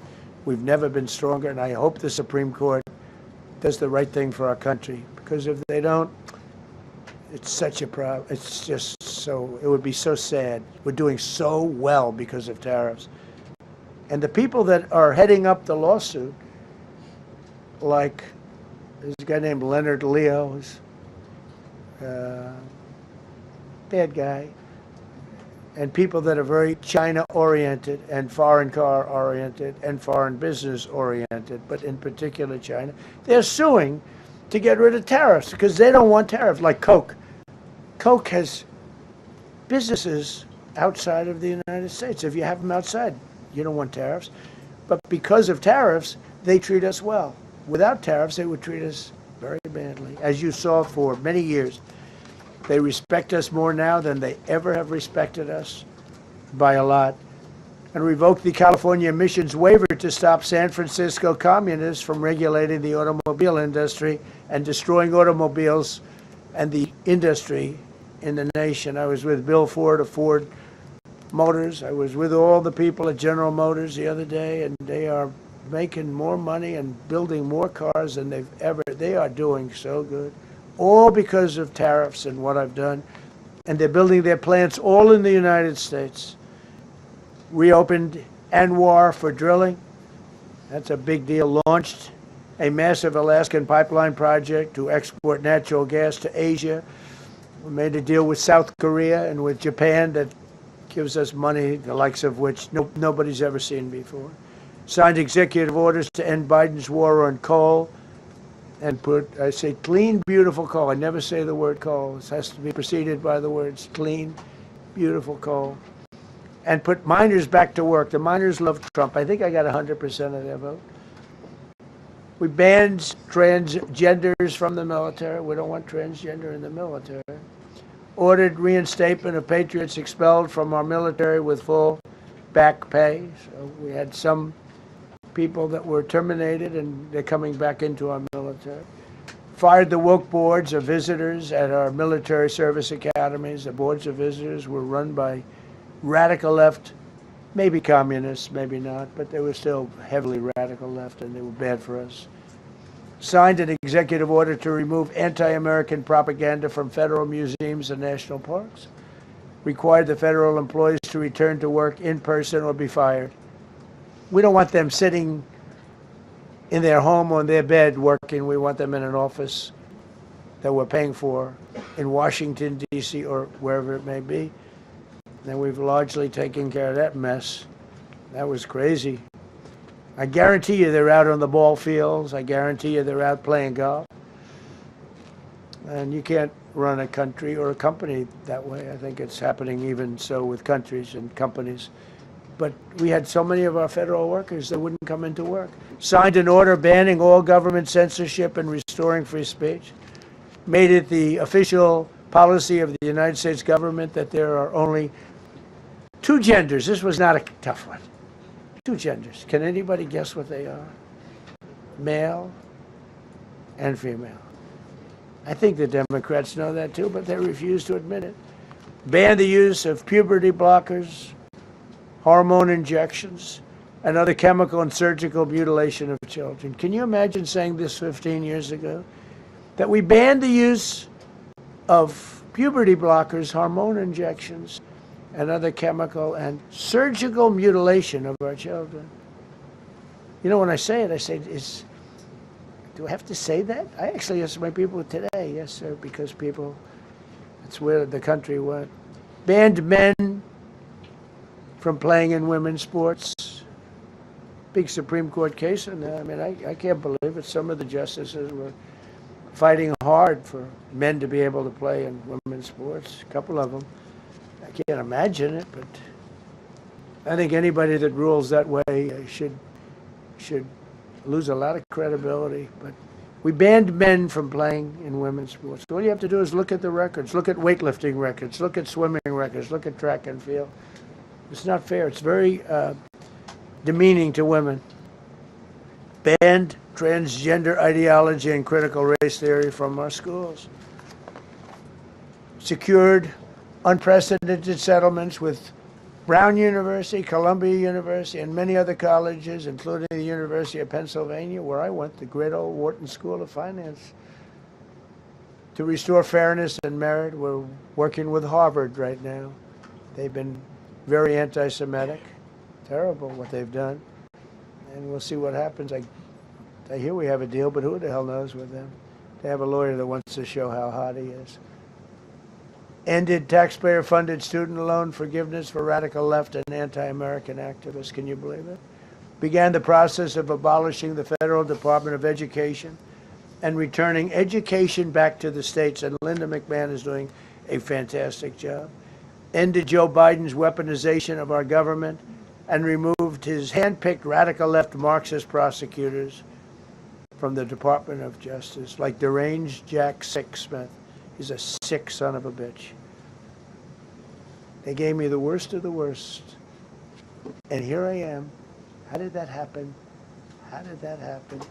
He's a sick guy, and Letitia James is sick, and Alvin Bragg is sick. They're sick people. And others. Fani, you can't call Fanny. She doesn't like it. She wants to be called Fani. Fani Willis. I won. Can you imagine putting somebody through that? And then if I suggest that somebody may be guilty of a terrible crime, oh, he's weaponizing government. Trump is weaponizing government. It's terrible. Can you imagine? They say to me about weaponize. I don't weaponize anything. But what they did to me, nobody ever went through what I went through. And here I am in a place called the White House. It's a beautiful place. Who would have thought, right? Signed legislation to cut all taxpayer funding to woke and biased NPR and PBS. And they're sort of gone now, I guess. I heard they closed up. They were terrible. They were so unfair. They were so terrible. Officially reinstated Columbus Day. I like the name Columbus Day. The Italian people are very happy about it. Remember, when you go to the voting booths, I reinstated Columbus Day. That was an easy one. Christopher Columbus. Cut Social Security wait times by 50%, serve 65% more Social Security recipients by phone, and are on track to doubling the service and performance compared to the Biden administration. We're 2.5 to 3 times better and faster. Slash VA claims backlog to the lowest number ever recorded.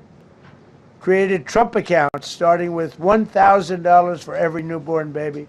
This is something that's become so popular. And I give Mr. and Mrs. Michael Dell Computer, who put in $6.25 billion, started with nothing. And he actually invested all that money to give to kids so that when they grow up, they have an account that might be worth a lot of money. It'll be riding with the markets. And, you know, they can, at 20 years old, 21 years old, they could have $100,000. They could have a lot of money. That's going to be amazing. But I give a lot of credit to Mr. and Mrs. Michael Dell. Signed AI executive order to ensure the United States dominates the future of artificial intelligence. So we're leading China. We're leading the whole world. We're producing more electricity than we ever have because I'm allowing every one of those plants to build their own electric facility. We're giving them very, very fast approvals, unlike Los Angeles with the fire. So the federal government, I want to give a lot of credit to Lee Zeldin. The hardest approval for the 20,000 houses or more that burned down in Los Angeles because they didn't have the water. They didn't allow the water to come down from the Pacific Northwest. They routed the water into the Pacific Ocean. So we had no water there. No, he had. I would say open up the water. Open it up to the governor, to the mayor. They didn't want to do it. They wanted to protect a tiny little fish that's, you know, I said, how can you have a fish when you don't have any water?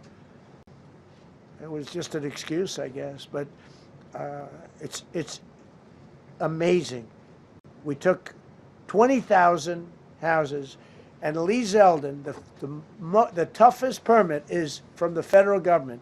Within 2 weeks, every single permit was given to the people to build their houses.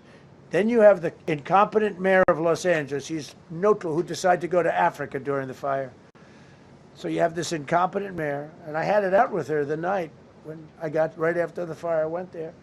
She said, we're working on it so that we can have everybody starting to build within 2 or 3 years. Remember that? I said, you mean 2 or 3 days? No, I mean 2 or 3 years. And the place went crazy. Well, they still haven't gotten their permits. But every federal permit, every single one has been given a year ago. And Lee Zeldin has done a great job. And he's done a great job in the approval of all these big plants and factories and all of the electricity that they're creating for themselves. I said to Zuckerberg, I said to all of them, I said to Jeff Bezos, I said to everybody. Mark Zuckerberg couldn't believe it. He said, you know, where are we going to get all the electricity? Because you need double the electricity that the country currently makes just to fire up those big plants. I said, well, nobody can do that. So what we're going to do is let you make your own electricity. Nobody believed it. And I said, we're going to get you fast permits. So we get them within 2 weeks. And they're coming up with some of the most incredible electric plants you've ever seen. So each one of those massive buildings, AI or otherwise, is building their own electricity. They're building their own plant. And it's incredible. Many of them are under construction already. They're going to have, we're leading AI and we're leading China by a lot. Established a MAHA presidential commission, banned many artificial food dyes, as you know, issued new vaccine recommendations, and created new real food pyramid. And Bobby and Dr. Oz have been incredible. Provided $12 billion in aid for American farmers. Just gave them $12 billion in aid because they got screwed by other nations. And the number of drug dealers have fallen every single month since I took office. Drug dealers are way down in the United States. And that's a small version of what's sitting right there. That's just a small version. We took a country that was dead, and it's the hottest country in the world right now. And that's after 1 year. So let's go. That's a lot of people. All right, please. Yeah, go ahead. Thank you so much, Mr. President. I have two questions for you. One, do you want your Board of Peace to replace the UN? Well, it might. I mean, the UN just hasn't been very helpful. I'm a big fan of the UN potential, but it has never lived up to its potential. The UN should have settled every one of the wars that I settled. I never went to them. I never even thought to go to them. They should be able to settle those wars. They don't. I believe you got to let the UN continue because the potential is so great. And I wonder, you invited Lula from Brazil to be part of the Board of Peace. I did. What role do you expect him to play, especially A big role. I like him. Venezuela? Yeah, and I like another one, because the Are you from Brazil? Yes. The EU and Mercosur just signed a trade agreement this weekend, which is going to be the biggest trade zone, free zone in the world. Right. At the moment, you are talking a lot about tariffs. What is your reaction to that? So, two questions, Lula. Well, look, I just think this. I think we have trade like we've never had before. We're doing better in trade than we ever have before. We're not being ripped off by every country in the world like we were before. We're doing numbers that nobody's ever thought possible. We're the richest we ever were. It's because of tariffs and the proper use of tariffs. And we're also the most secure. As an example, Iceland, without tariffs, they wouldn't even be talking to us about it. So we'll see what happens. I think it's going to work out quite well. Yeah, right behind. Thank you, Mr. President. How would you characterize your relationship with Emmanuel Macron and Keir Starmer right now? And have you spoken to them since your Truth Social post last No, I night? haven't, but I think I get along very well with them. I mean, they always treat me well. They get a little bit rough when they're, when I'm not around. But when I'm around, they treat me very nicely. And, I like both of them. They're both liberal. They've got to straighten out their countries. You can't, London is having a lot of problems. And if you look at Paris, got a lot of problems. They have two problems, immigration and energy. They got to stop with the windmills, and they got to go back like UK has an unbelievable asset called the North Sea. Norway uses it. makes a fortune. They have a better section of it, and they don't do it. They could straighten out their countries, and it would be good. But I get along very well with them. You told Norway's prime minister. Are you from Norway? No. You look like you would be from Norway. She looks like she's from Norway. Go ahead. You told Norway's prime minister that you not winning the Nobel Peace Prize made you feel less obligated to think purely of peace. Well, I Why would lost a not- lot of respect for Norway.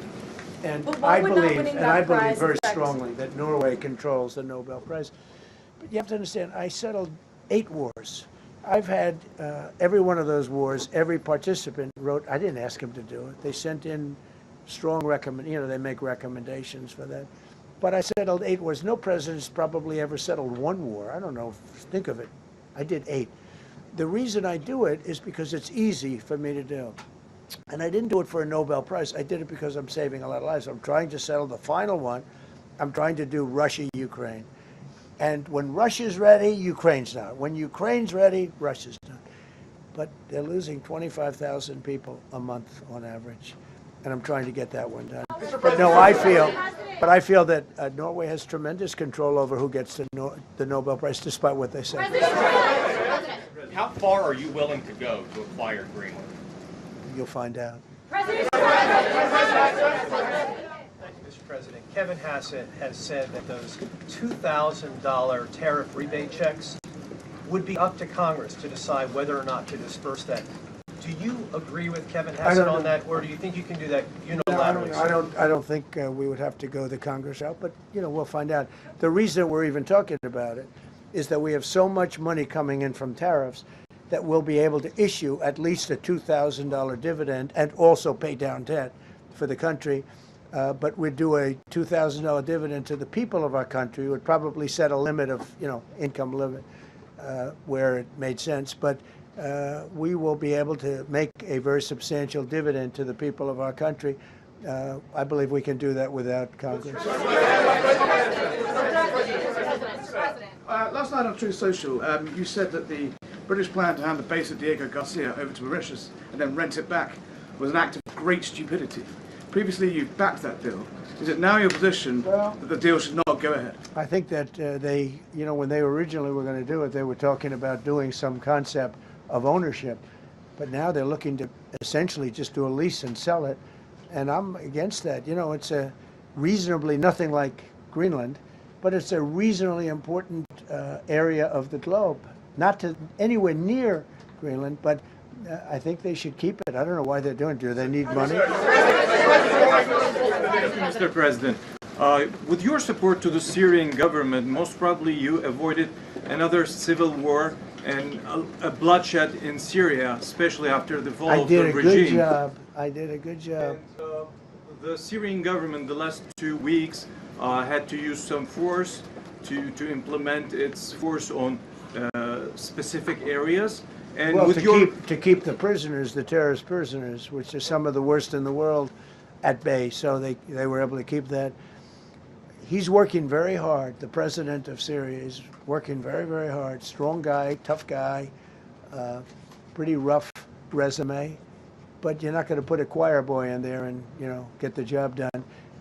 I spoke with him yesterday because we were talking about the prisons and, what was going on. We have some of the worst terrorists in the world in those prisons, and he's watching them. Syria, sir. Mr. Go ahead. President, Gavin Newsom is going to be at Davos if he's not already there. You're probably going to run into him. I presume that this is for him to raise his platform for 2028, but what do you anticipate his foreign policy platform is going to be? I don't know. I mean, I don't know that he's going to be the nominee. I know this. I had a very good relationship with Gavin Newsom when we were, in office together. I was president. He was the governor of California. We had he would talk about it often, and somewhere we just went astray. I just hate the way California is being run. We actually have people leaving. It's never happened before, but I hate the way it's being run. He and I had a very good relationship, really close to the word exceptional, but now we seem not to. Thank you, President Trump. President Trump, you spoke earlier. Mr. President, you've been hearing from allies. Thank you. Thank you so much, President Trump. Cara Castronova from Lindell TV. And you spoke earlier about the 2020 election. now that Maduro is in U.S. custody and he was criminally charged, has any more information emerged that you could share with us regarding Venezuelan election software and Venezuelan ties to tampering with the 2020 election? And would you consider speaking to Maduro personally in prison in New York to get some answers on Venezuela's involvement with the 2020 election? No, I don't think I would be doing that. I think my lawyers would be very unhappy if I did that. Yeah, they've learned some things. Please. What happens to the tariff threat to Greenland if the Supreme Court comes out and rules against you on the tariffs? And Well, I'll have to use something else. I mean, are look, you willing to use force? you know, take a look at the word license, take a look at other things. I mean, we have other alternatives. But what we're doing now is the best, the strongest, the fastest, the easiest, the least complicated. Sir, if you move ahead with the Greenland-related tariffs on Europe, you secured almost $1 trillion of commitments from them to invest in the United States. Does that go kaput out the window if that happens? I doubt it. Look, they need that agreement very badly with us. They really do. They fought very hard to get it. So I doubt that. But we'll see what happens. We have a lot of meetings scheduled on Greenland. I'm leaving tonight, as you know, for Davos. And we have a lot of meetings scheduled on Greenland. And I think things are going to work out pretty well, actually. Thank you, Mr. President. Will you still go to Paris for the G7 emergency meeting as offered by President Macron? No, I wouldn't do that.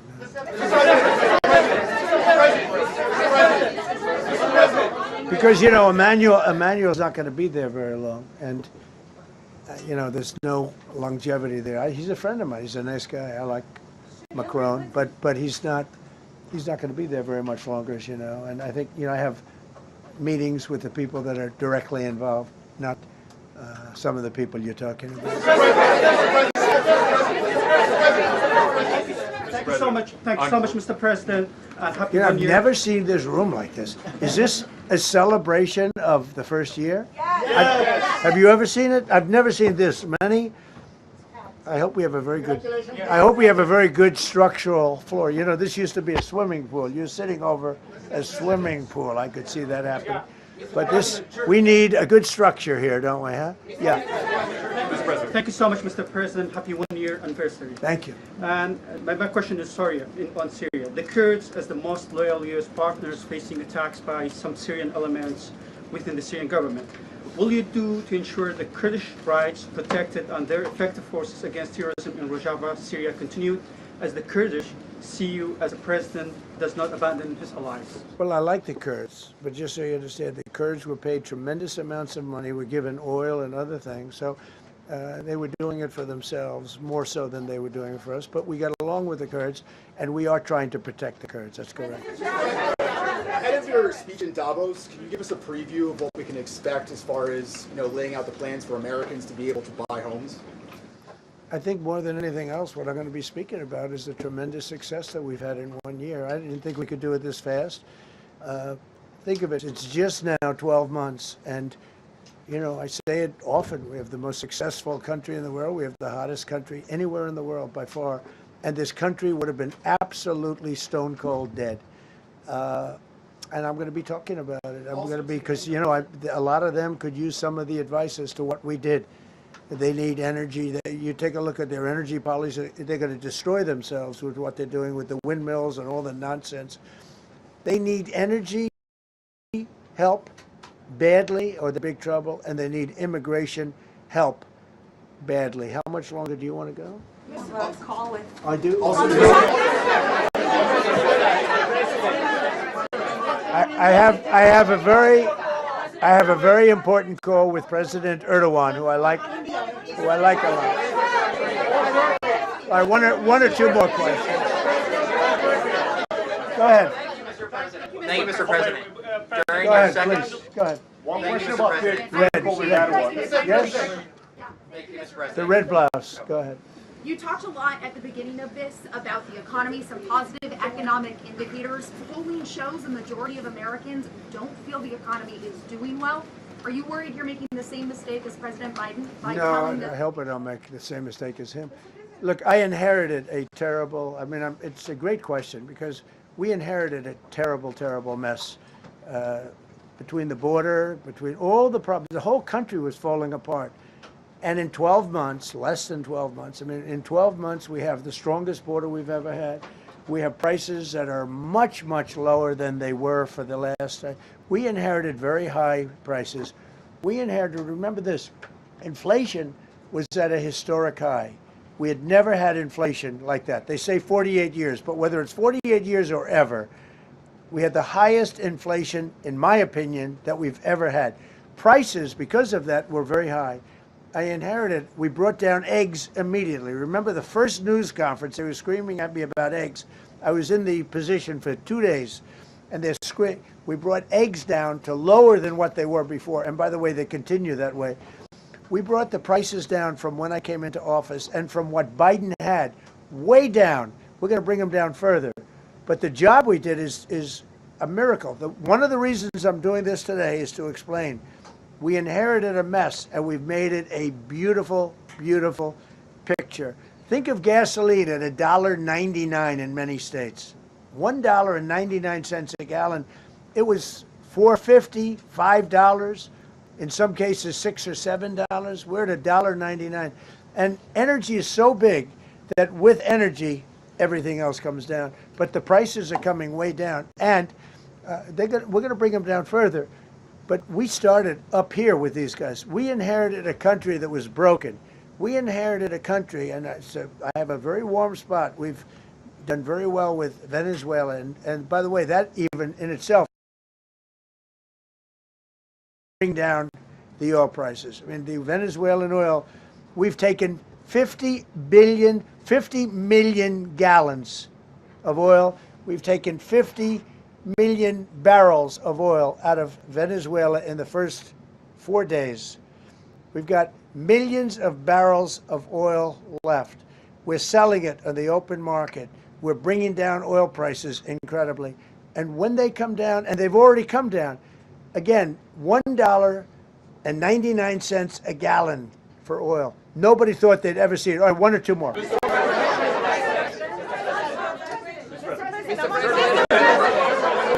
Go ahead, go, yes. I want to ask you about Iran. Is the military option still on the table?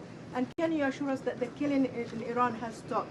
And when regard to the Peace Council, which members have to pay $1 billion? So with Iran, are you from Iran? No, I cover the White House. Where are you from? I'm Palestinian American. So with Iran, they were going to hang 837 people. And I let them be known that, and we let them know that if that happens, that will be a very bad day for them. And they decided not to do it. They didn't hang the people. I can't tell you what's going to happen in the future, but supposedly they've taken that off the table. But they were going to, last week, they were going to hang on Thursday or Wednesday. They were going to hang, I think, 837 people, and they didn't hang anybody. So we're just going to have to see what happens with Iran. Is the military option off the table?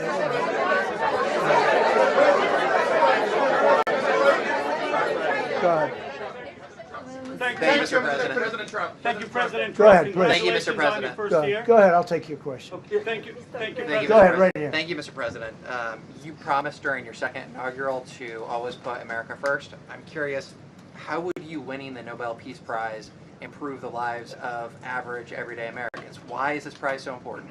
It wouldn't improve the lives of any. What improved the lives of people are people that are living. I saved probably tens of millions of lives in the wars. You know, if you add up the numbers, just if you look at any one of those wars, you're talking about millions of people. You multiply it times 8. But when you look at India and Pakistan, that could have been 10, 15, 20 million people. Could have been more than that. So I saved millions of people. So that to me is the big thing. What? You suggested a moment ago that perhaps the reason why a positive story about the economy isn't getting through is because of, bad communications people. But are average Americans wrong to still feel high prices? And how much longer does the White House hope that they? So I think a lot of people are listening to the fake news a little bit, and I'm not blaming anybody. I think I blame ourselves. I think we've done a much better job than we're able to promote. We're not promoting. We're doing a great job, and we're sort of letting the promotion take care of itself. One of the reasons I'm doing this news conference, I think it's important. we have taken a mess and made it really good. It's going to get even better. But if you look at prices from a year or a year and a half ago, you look at the Biden prices, they were way up through the sky. And, you know, they use the word affordability. They just say affordability and they don't talk about it. They created the affordability problem, and we are solving it. We have solved a lot of it. Again, everybody agrees in this room, I think, gasoline prices have come per gallon way down. When that happens, everything else comes down, but they've come down way down. Many of the groceries have come way down. It's all happening, and it's happening strong. But if you go back a year and a half, 2 years, take a look at those prices and look at the prices now.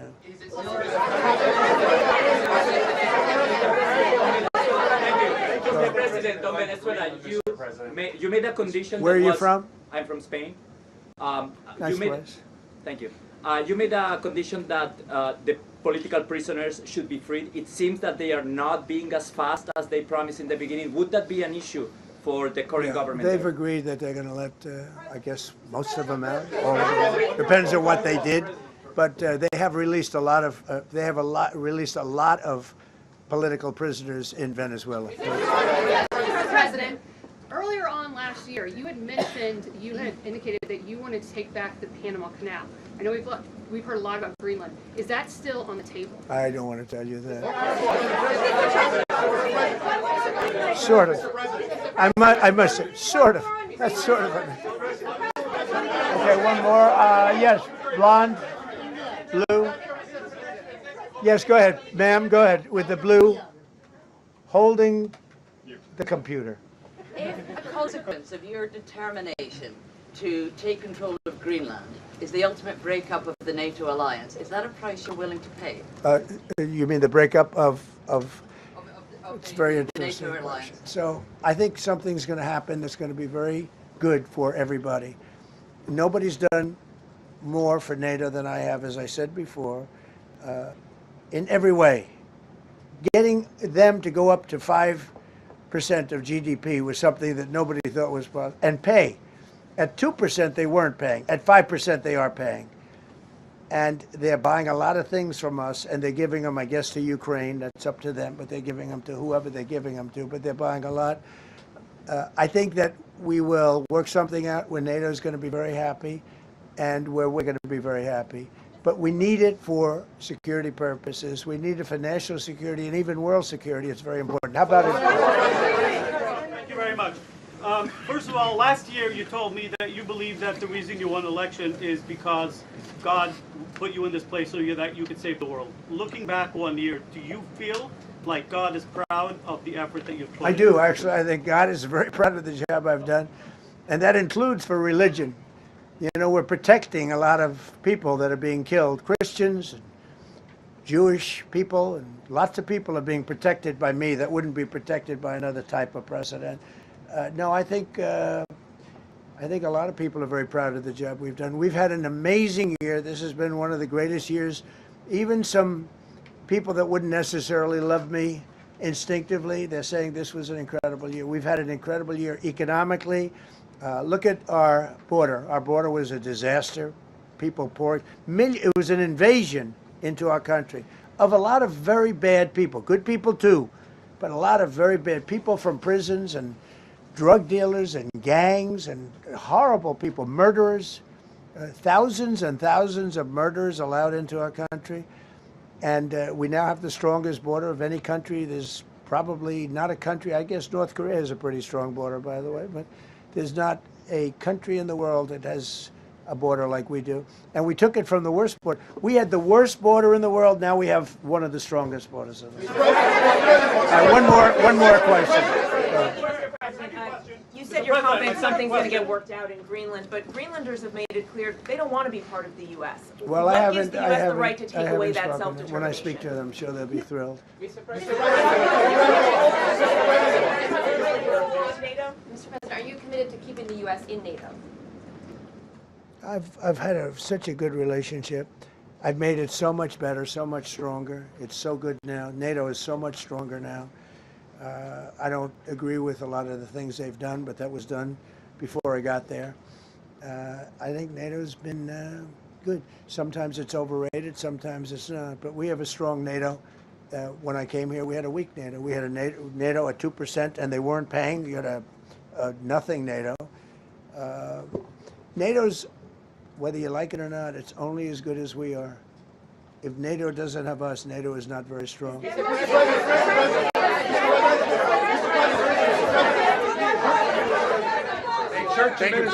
Yes, no, behind you, please. Thank you, President Trump. Yes, go ahead. Greatly appreciated, sir. We heard a long list of accomplishments from the last year. Could you cherry pick the top 3? And then looking forward, what are your 3 most important priorities in 2026? So I think the building of a really powerful military has been a great achievement, and that would include the Venezuela thing, that would include the attack on Iran and the wiping out of the nuclear threat. I think that's been really amazing what we've done militarily. I think what we've done in business has been incredible. We have $18 trillion coming in. Plants are being built all over. Thousands of plants are being built all over the country. 18 trillion is a record. No country has ever come anywhere even close to that. I think that's a record. And I think that most favored nations for drugs is something that nobody thought they'd be able to get. Tariffs helped me there because the nations would have never gone along with it if I wasn't able to say, if you don't go along with it, we're going to put a 10 or 15 or 20% tariff on your nation. And they went along.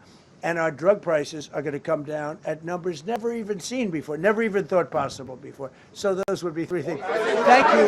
Thank you all very much. Thank you very much. How much did you pay for Greenland, sir? How was the game?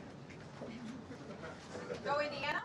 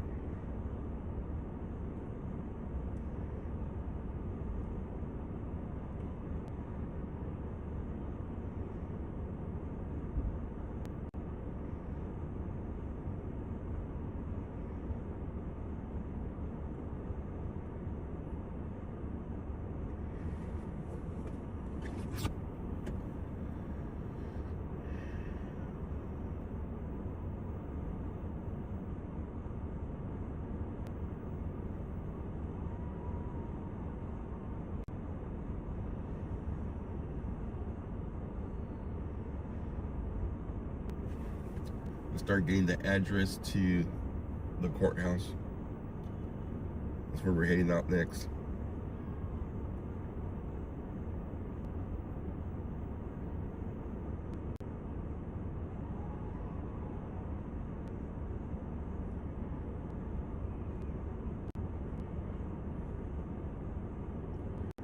So it looks like they're gonna just stand on the sidewalk here at the Wooddale Park and just wave their signs.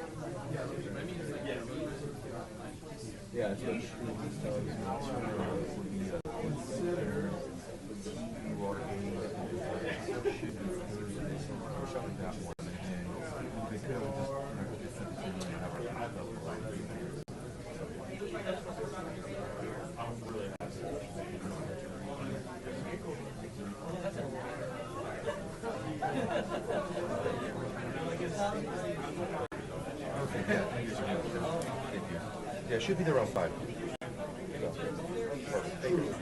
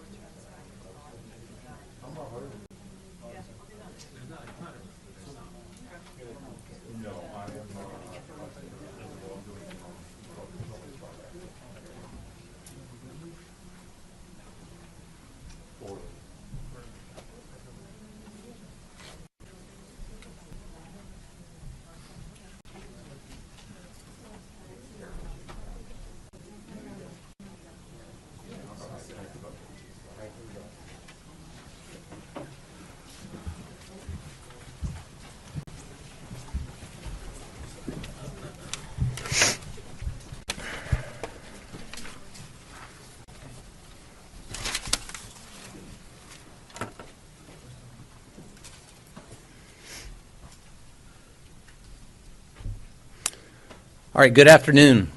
My name is Greg Bovino. I'm the Commander at Large for Customs and Border Protection Assets here in the great city of Minneapolis. I'm here to talk with you today about interior enforcement, border security, and making our communities and our nation a safer place. I'm joined by my colleague, Executive Associate Director of Immigration and Customs Enforcement, Mr. Marcos Charles. Now, folks, let me be clear from the start that public safety in Minneapolis is not negotiable. When violent criminals exploit gaps in enforcement, gaps at that state and local level especially, federal law enforcement has a responsibility to act. That is why we are here, and that is what this operation is about. Our operations are lawful, they're targeted, and they're focused on individuals who pose a serious threat to this community. They are not random, and they are not political. They are about removing criminals who are actively harming Minneapolis neighborhoods. For too long, residents have been told that enforcing our nation's immigration laws undermines public safety. In reality, the opposite is true. When the law is not enforced, violent offenders remain free. Criminal networks expand, and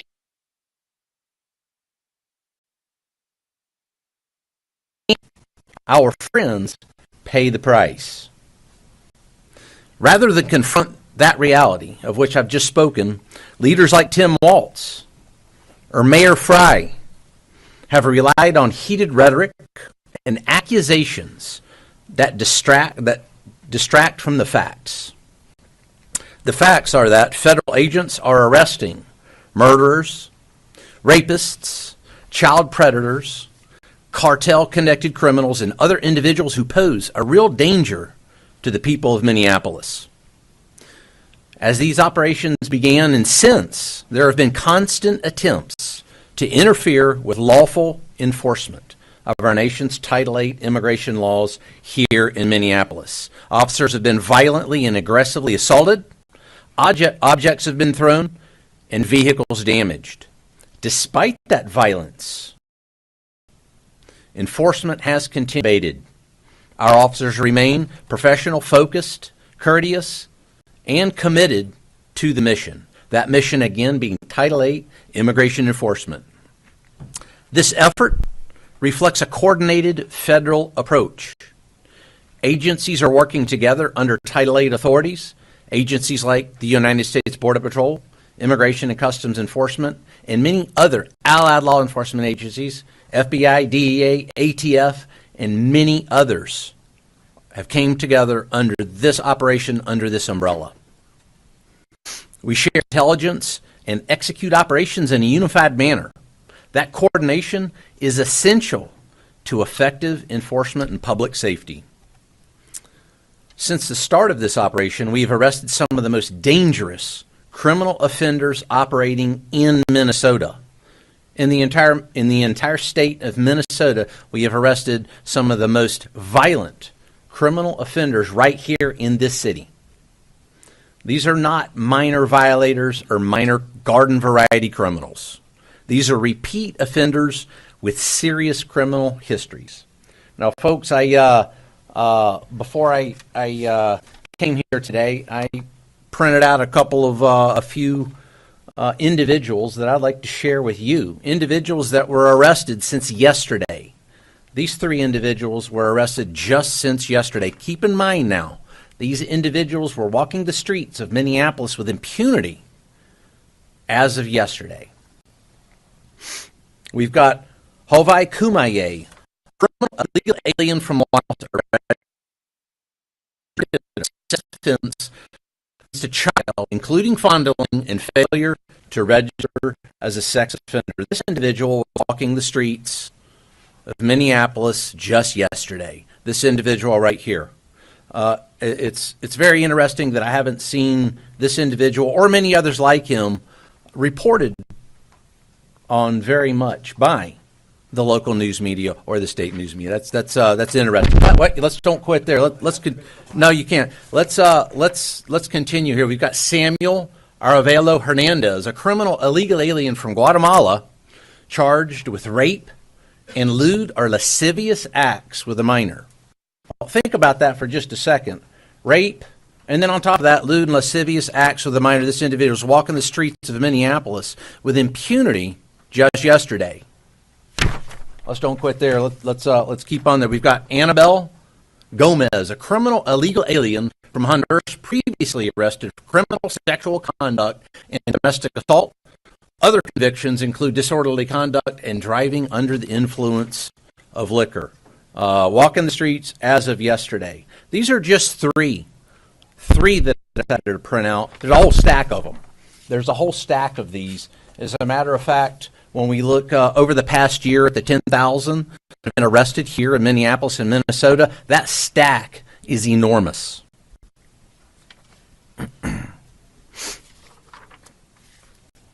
These are the kinds of individuals this operation focuses on. Individuals who escalate situations and endanger others, their neighbors, friends, or colleagues, Mom and Pop America. This is exactly why Interior Enforcement exists, to remove dangerous criminals from our communities, remove dangerous illegal alien criminals from our communities. It's also important, folks, to address a point that's often overlooked. Interior Enforcement does not exist, and it's not just about Interior Enforcement. It's a dichotomy here. It's Interior Enforcement and Border Enforcement. What happens in Minneapolis is directly connected at what happens at our borders. Interior Enforcement and Border Enforcement, border security, are intricately connected. For years, federal law enforcement was placed in a defensive posture, especially over those past 4 years. Agents were overwhelmed, processing massive numbers of illegal aliens coming into the country, often with limited vetting, minimal accountability, and few consequences. I think that's proven right here just by those three that I held up there. Time and resources that should have been dedicated to public safety were diverted to administrative processing, and criminal organizations exploited that environment. Over the past year, under the leadership of our President Donald J. Trump and Homeland Security Secretary Kristi Noem, that dynamic has changed. It's changed radically. It's changed more than I've ever seen in my over 3 decades in law enforcement. Border enforcement has reached historic levels. I actually called back to my home sector in El Centro today. They had 1 apprehension over the past 24 hours. 1 along that 75-mile stretch of border in El Centro alone. Last week, there were several days where they had 0 border crossers in that sector. That's the same thing across all 20 Border Patrol sectors. Very few crossings. Illegal crossings have dropped to record lows. Catch and release is ended. Consequences have been restored. Again, consequences restored. Because the border is now secure, law enforcement can do its job more effectively. Agents are no longer tied up processing and releasing individuals into the interior, individuals that we just talked about. They can focus on who is coming into this country, and just as importantly, identifying and removing those who should not be here. And that shift matters. It allows for meaningful vetting, targeted enforcement, and a renewed focus on public safety over paperwork. Public safety over paperwork. Border security provides operational control, pipelines to prevent criminal flow from reaching American cities. It also allows law enforcement to focus again on removing individuals who slip through during years of failed policies and later committed serious crimes. What happens on the border doesn't stay on the border. Border enforcement and interior enforcement are 2 parts of the same mission. A secure border without interior enforcement leaves communities vulnerable. And interior enforcement without border control is unsustainable. Again, it's that dichotomous relationship. When both are aligned, the results are clear. Over the course of this administration, more than 10,000 criminal illegal aliens, as I said, have been apprehended here in Minneapolis over the past year. And in just the last 6 weeks alone, during this most current surge, 3,000 arrests of some of the most dangerous offenders operating in Minneapolis have occurred. 3,000. These are not technical violations, as I mentioned. These are individuals responsible for serious harm. Think about it for just a second, what the rape of a child actually entails. It seems as if that's glossed over by the media oftentimes. What does that entail, and what's that like? Think about that. Murderers, rapists, gang members, they're not the people we want in our community. This is what public safety looks like. When the law is enforced consistently and professionally, we will continue enforcing the law. We will continue making arrests, and we will continue working to keep Minneapolis safe. The mission continues at the border and in the interior, because that effective enforcement depends on both occurring at the same time. Let's make America safe again. Honor first. Thank you. Thank you, Greg. Good afternoon. My name is Marcos Charles. As Greg introduced, I am the Executive Associate Director for ICE Enforcement Removal Operations. Thank you for joining us. We announced the current status of Operation Metro Surge. As you know, the Department of Homeland Security has arrested over 10,000 illegal aliens in Minnesota since President Trump took office. Over the weekend and through yesterday's holiday, ICE arrested 113 illegal aliens in Minnesota. Some of the criminal aliens that were arrested, whose photos you see beside me on the monitor, include an illegal alien gang member from Laos with convictions for homicide and robbery, an illegal alien from Laos who's been convicted for sodomizing a 12-year-old girl and sexual assault, an illegal alien from the Marshall Islands who has 24 criminal convictions, including assault, domestic abuse, and theft. There's an illegal alien from Honduras convicted of 3 DUIs who has also been arrested for kidnapping, robbery with a dangerous weapon, and possession of a stolen firearm. An illegal alien from South Africa convicted of violating a restraining order and arrested for domestic violence, assault, meth possession, and DUI. We are currently also looking for 2 sexual predators who are at large in or around St. Paul right now. Lu Mao Ah, a criminal illegal alien from Laos who is wanted for sexually assaulting a child, rape, kidnapping, and domestic violence. And Kong Ming Bang, a criminal illegal alien from Laos who is wanted for sexual assault, gang activity, and simple assault.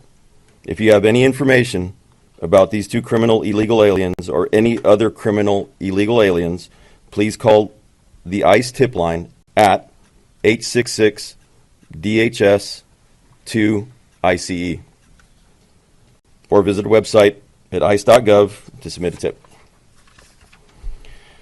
Since President Trump took office 1 year ago today, the state of Minnesota has released nearly 500 criminal aliens who were in police or state custody rather than turning them over to ICE for removal proceedings. Many of these criminals already have a final order of removal, which means an immigration judge has determined that they have no legal basis to remain in the United States. ICE currently has more than 1,360 immigration detainers on illegal aliens in Minnesota jails and prisons, and we are calling on Governor Walz and Mayor Frey to turn these criminal illegal aliens directly over to ICE to keep Minnesota residents in our community safe.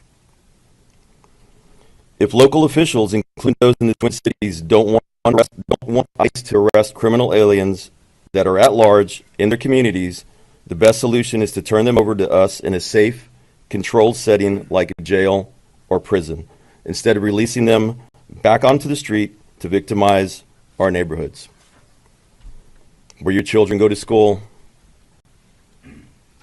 where your parents live, and where you worship, shop, and spend time with your loved ones.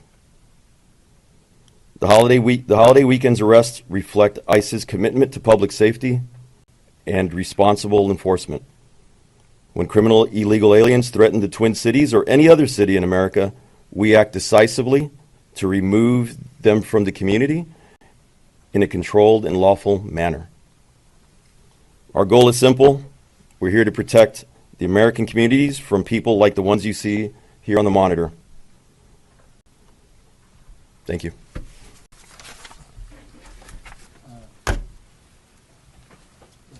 For Commander Fabino, some of us in this room, this is A.C. Thompson with PBS Frontline, have followed you from city to city and documented your activities. How is what you're dealing with here different than what we've seen in other places? Well, Mr. Thompson, thanks for the question. We've been in many cities, as you know. We've been in Los Angeles, Chicago, Charlotte, New Orleans, and now obviously Minneapolis. So what we've seen that's a bit different here is the organization of some of the groups. The groups are a bit better organized. They've got some excellent communications, and that coupled with a very poor response from the mayor and the governor, those two things coupled together make that a difficult operating environment at times. And the reason I say that is a change from Operation Catahoula Crunch in Louisiana, in which state and locals, including the governor, the mayors, the police chief, worked in close concert for us to do what my colleague here, Marcos Charles, said, and that's remove violent offenders, bad people and bad things from the streets. And in doing that, I had one act of violence against Border Patrol, one notable act of violence against Border Patrol in a month. Here, I've lost count. I've already lost count of how many. I believe we had a vehicle ramming today. We had one yesterday in which two illegal aliens decided that it would be a good idea to ram Border Patrol agents and then take off. And in doing so, they hit a civilian vehicle as well. Those two were apprehended. So it's that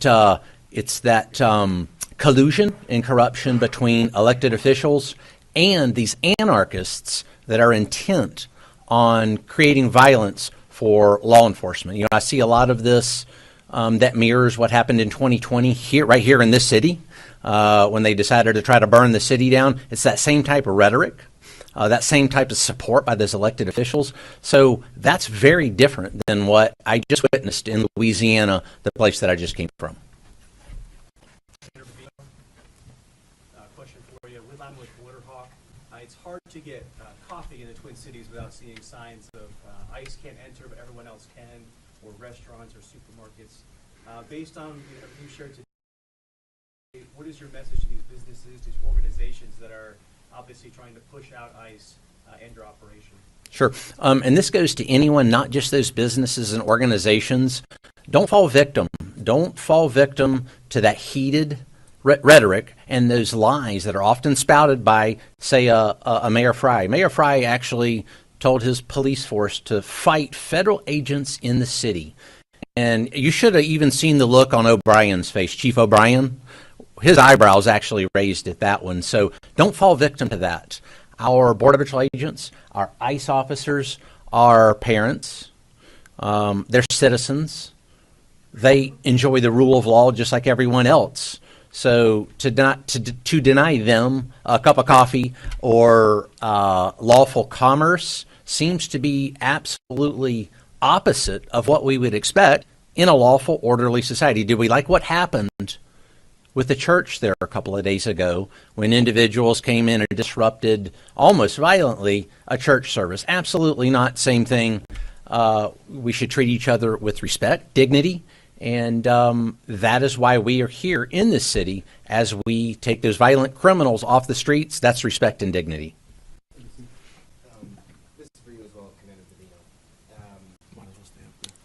At a press conference today, we heard from several local police chiefs who said that they support ICE, but that certain ICE tactics are making their jobs keep communities safe that much harder. What's your response? I would say that those tactics are born of necessity. What we do is legal, ethical, and moral. Everything we do every day is legal, grounded in law. So I would impugn upon police chiefs and anyone else elected representing police chiefs do work for the Mayor Frys of the world that turn over those illegal aliens, those criminal illegal aliens. You know, let me hold these up again, so just so we don't forget this, because it seems like it always gets forgotten. Rape, lewd and lascivious act against a child. So Mayor Fry is having police chiefs worry about tactics while we're after these type of people. I think that they're asking the wrong questions and their priorities are misplaced. Let's work. Wait, I'm not done yet. Let's work together. And we've said this from the very beginning. We want to work together with local police chiefs and rank and file. And believe it or not, folks, we work very well together with the rank and file we have in every single city we've been to, whether that's Los Angeles, Chicago. A lot of rank and file gave us a lot of good information on a lot of good criminals, a lot of bad criminals there in Chicago, and then we proved it again. Let's work together to take individuals like this off the street. Had we worked together from the very beginning, perhaps we wouldn't be in the city by the thousands conducting operations that those police chiefs, those mayors, and those elected representatives refuse to partake in. If I could just follow up, though, real quick. If from a lot of people, I think you'd be hard-pressed to find anyone who doesn't want criminals who are alleged to do these things out of these communities. I mean, no one wants that. I think where a lot of the criticism comes in is within the tactics that you see ICE and others engaging in, that it's ordinary citizens who are not sex offenders or rapists getting swept up in it. So what do you say to that? Sure. Where you're talking about these ordinary citizens, mom, pa, America, that get swept up in what I see. I'm out on the streets just as Marcos Charles here is. We're on the streets with our troops almost every day. And what we see when folks get swept up, as you say, oftentimes it's those agitators, those rioters, and now I'll call them anarchists, that actually cause mom, pa, America to sometimes be near, at, or involved in a very tense situation when they shouldn't even be. There's no need for that violence that we see against law enforcement. And again, it seems as the only people that are really dialing down that rhetoric is the federal law enforcement entities that just want to conduct legal, ethical, and lawful law enforcement missions in this city to take out those violent criminals, bad people, and bad things. Thank you.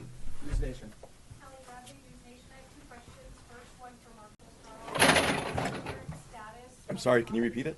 What is the current status of the officer that was involved in the deadly shooting? Is he on administrative leave? And then the second question is, the local police today were accusing both ICE and Border Patrol of having a small group of people within the ranks that are causing these issues. What's your response to that? Either one of you can answer that one. They're saying that it's isolated to a small group of agents that are causing issues. So the officer that was involved in the shooting last week, or 2 weeks ago now, he's recovering. He's at home recovering. Is he on administrative leave or is he still involved in the operation? Right now he's at home recovering. Leave it at that. And as far as the response to local police saying that it's isolated to a small group of your agents or officers that are causing issues? So our officers that are out there, CBP, Border Patrol, DOJ, partners that are out there, ICE, ERO, HSI, everybody that's out there is a professional. They're out there doing their job. They're everyday people doing a very hard job trying to enforce the immigration laws in an environment where local and state politicians have been spreading rhetoric that dehumanizes these officers and agents. We got time for one more. Commander Bavino, Oregon Joint, the Daily Caller. Earlier today, Brooklyn Park police chief said that his department is receiving endless of calls from American citizens saying that their civil rights are being violated by federal agents. And the police chief also went on to say that some of his off-duty officers are also being asked for their immigration status, and one officer was boxing. That's according to the police chief. I just wondered if you had a response for the Brooklyn Park police chief. Sure. Again, our Border Patrol agents, ICE officers, and those allied federal law enforcement agencies are out there conducting Title VIII immigration, the Title VIII immigration mission. And I'll tell you, when you have a mayor and a police chief, O'Hara, that say call 911 when ICE or Border Patrol's in the neighborhood, and then they wonder why the 911 system is overwhelmed with superfluous calls superfluous calls for assistance when that is not true. So we're going to continue to be out in the community, and we're going to continue to conduct that mission, that legal, lawful Title VIII mission. And, again, I've been out with my Border Patrol agents. Marcos is out constantly with his troops. And what I see out there is a very professional, prudent, and thoughtful law enforcement action.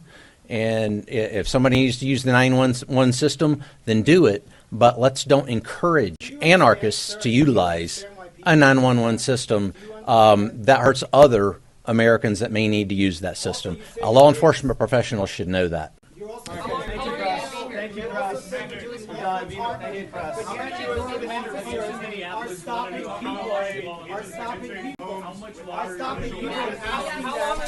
Thank you. Sir, you talk about, why don't you answer that question, sir? Sir, why don't you answer that question? You're not just going to get to call it however you want.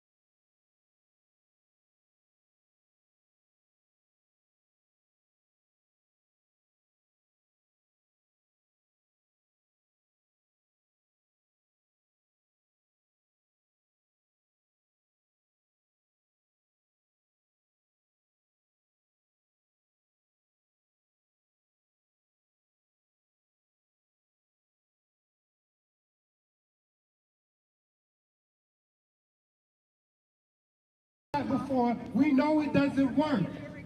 And right now, ICE is the most well-funded law enforcement agency in the country, and Democrats want to give them more money. So are we going to wait around for November for the Democrats to propose some kind of solution? Can you extend this? We got agents in the crowd. We are going to do what we've been doing since Trump got into office. Who are the agents? Before Trump was in office. Who are these agents in the crowd, sir? And we're going to fight for the future that we deserve. Agents in the crowd. Do you know what these agents that he's referring to? And that means that we reject all of the attempts to divide us by race, gender, class, sexuality, and identity. There's agents in the crowd, so I've always wanted to be a special agent, so. The workers do all of the labor that creates the wealth in society. Alrighty. What's And this together, slide? through organization, the workers will own and direct and control all the wealth in society. And when the workers control the wealth, we know we'll take Who that profits money from away Civil War? This is an and interesting put it into question. the house. Sorry. listening. But I think your sign's very interesting. Could I interview you about it? No, thank you. No, thank you. All right. Fair enough. So that we can have a future that is not based on environmental destruction, but is based on living in solidarity with the international working class.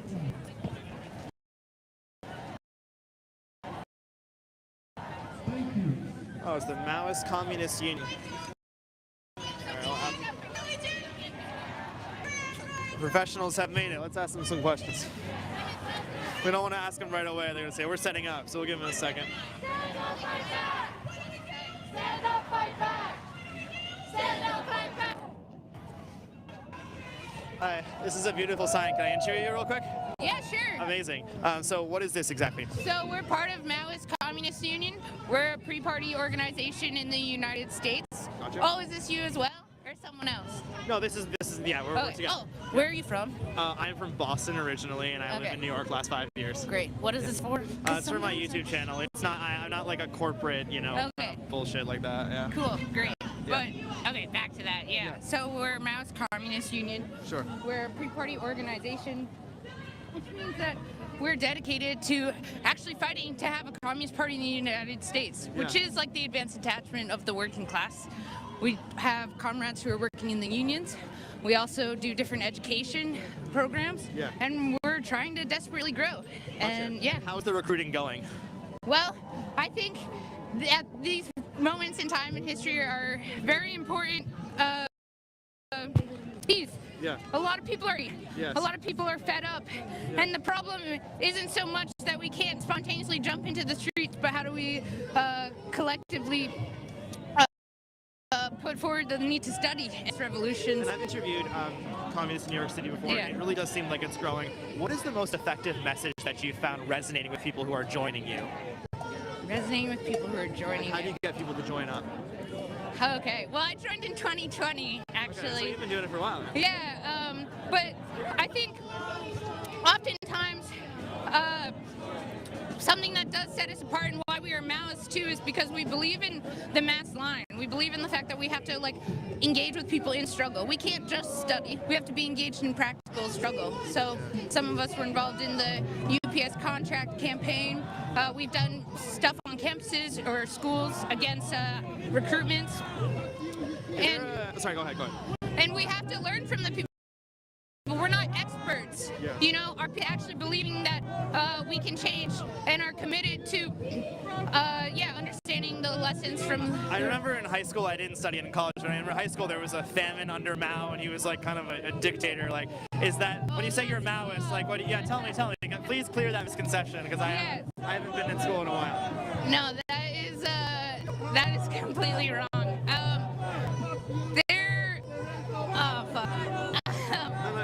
You're gonna edit this stuff, right? No, no, we're live, so. There's not many people watching, don't we? Can I call a comrade? Call a comrade? But no, we're having a nice conversation. You're nice, who cares? Sounds good. Yeah. But oftentimes the bourgeoisie will always try and put forward whatever they can that communist politics are responsible for more death than them.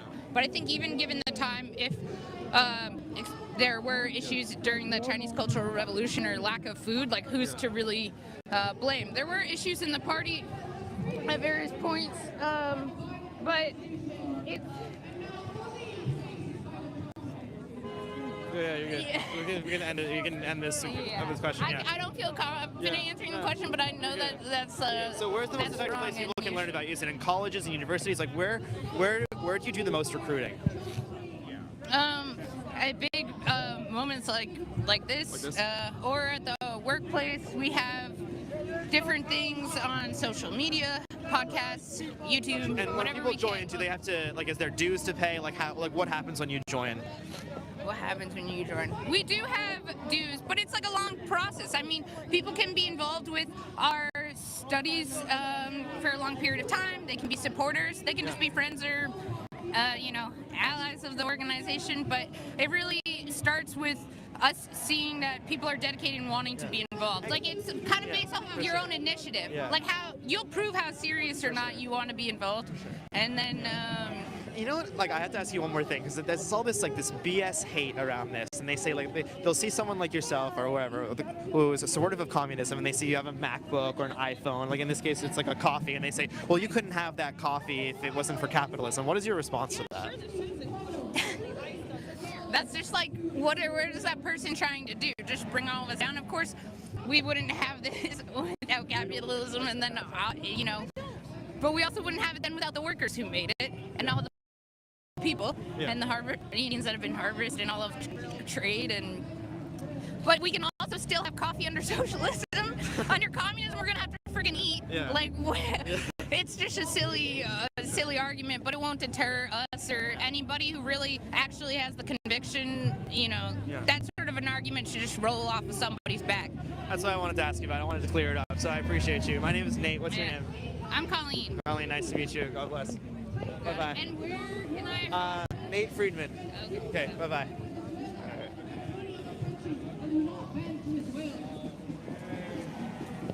This is not peace. Oh, the Palestinians are here. Read chat, see what you guys are saying. I guess I could see it if, yeah, that was an interesting interview. Of arrogance, see, look at this. domination that successive U.S. administrations. Oh my God, we got have all the used people to out devastate here. the Oh, sorry, global that I South can probably. and discipline working people here. I can probably get my phone out to All read to it. the benefit of who? A handful of elites hell-bent on stripping us of justice, of real peace, and of sovereignty. And we know that that same violence comes home. Trump has unleashed ICE and the military as a racist and inhumane weapon against our community. My hands are absolutely frozen. Okay, so with no charge or I want to find one of these people holding out flyers. I want to ask them about something. Palestinian men, women, and children, holding them indefinitely in the most inhumane conditions. As we speak, over 10,000 Palestinians, 10,000 Palestinians continue to be held in Hey man, how's it Israeli going? dungeons. What's going on, brother? Can I interview you real quick? Beaten, starved, Can I interview you really quick? assaulted, and Are you selling Renee shirts? I feel sick. You feel sick? All right. Well, I'll talk to you from over here. Are these Renee shirts? Right now. You want to talk? Okay. So people are profiting off this. We Let's see. refuse to allow Trump, ICE, and his racist administration to operate with impunity. All right. I want to find. From Gaza to Caracas, from Tehran to Minneapolis, the U.S. enforces domination through bombs, through sanctions, and repression. And that is why officials cannot hide behind the crowd. While everywhere we look, things seem more terrifying. I have a question. I just have a question. I'm not doing an interview. Can I ask you a question? I can't ask you guys a question. No, I'm not just asking a question. No, I'm not trying to interview you. Okay, is there someone that's I can speak to? I love that they all have Zoran hats now. It's like the uniform.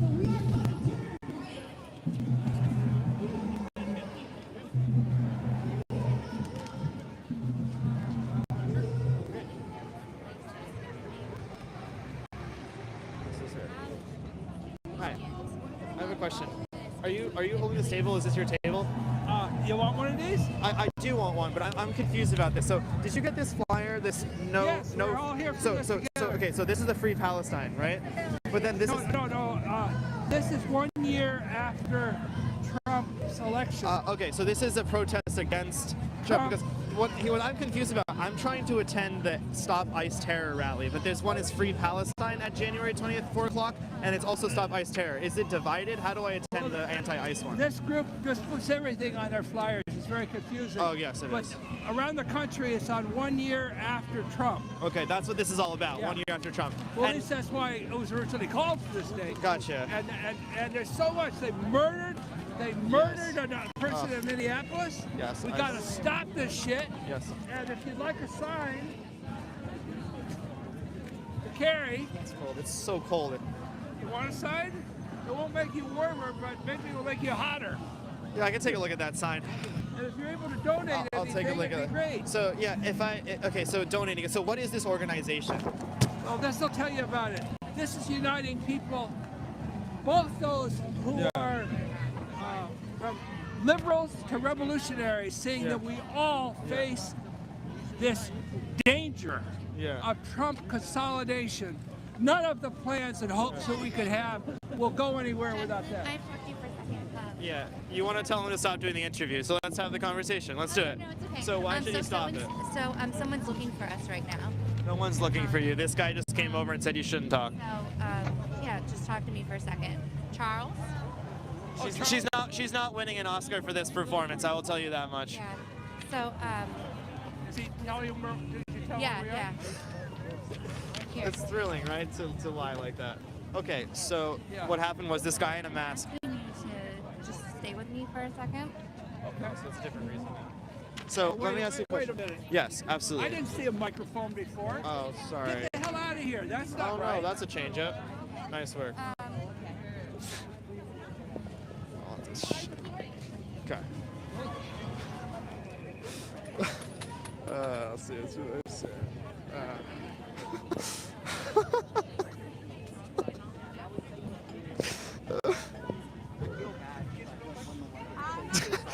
This woman, oh man, it's so I gotta talk about this.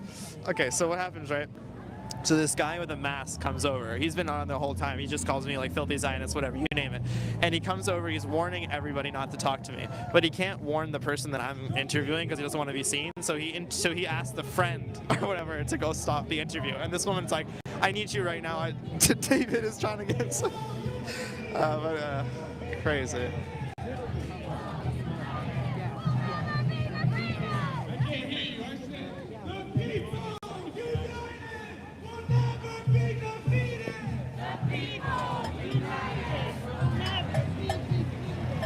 Oh, trans flags and Ukraine flags.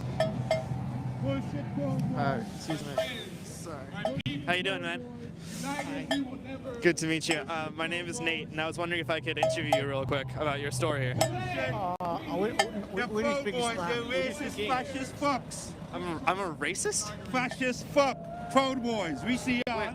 How am I fascist? Fuck you. I would hate to be fascist, so tell me how I'm fascist so I can stop, please. I hate fascists. Proud Boy, your fascist is of course fascism. That's what y'all do. How am I a fascist? Oh, you're a fascist? Tell me how I'm a fascist. The way you do, the way you act, the way you say, or what you plan. So, you're fucking fascist. So what makes someone a fascist is how they act. Yeah. And what they do. Oh, what they do. So what do I do? So what do I do that's fascist? Yet, because we ain't gonna let y'all do nothing. So what do I do that's fascist? Name one thing I've done that's fascist. You support a fucking fascist. Who's a fascist? Trump. Trump's a fascist? Yes. How is Trump a fascist? I want to know about that. Well, fuck yourself, and you can put that down too. Okay, great. So I don't want to support a fascist. So tell me how he's a fascist so I can stop. No. You won't. Maybe if you drop dead, that'd be good. If I drop dead? Yeah. Oh, great. You said that on camera. Good job. Yeah. Anything else? What else is there? I don't know. Fuck I yourself. asked how I'm a fascist and you told me to drop dead. So so far you're coming out as a fascist. Yeah, no. Yeah, because you're saying you're someone. You're saying I disagree with you and therefore I should drop dead. Yeah. And you got it clear. Fuck bunch of fucking fascists. Great argument. Is this? Can you just? You can just. Backpack's open. Oh, okay. I'm gonna zip it. You're gonna lose your hearing like that, then. Is he gonna follow me? Don't deal with another one of these people. Oh, I want to talk to the guy with the store, but he's gonna bang his little bullshit in my face the whole time. So I want to ask if they're selling more trans flags or Ukraine flags. We'll come back for it.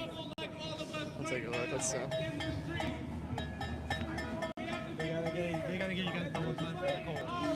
So, all right, let's see. It seems like this protest is like somewhat divided.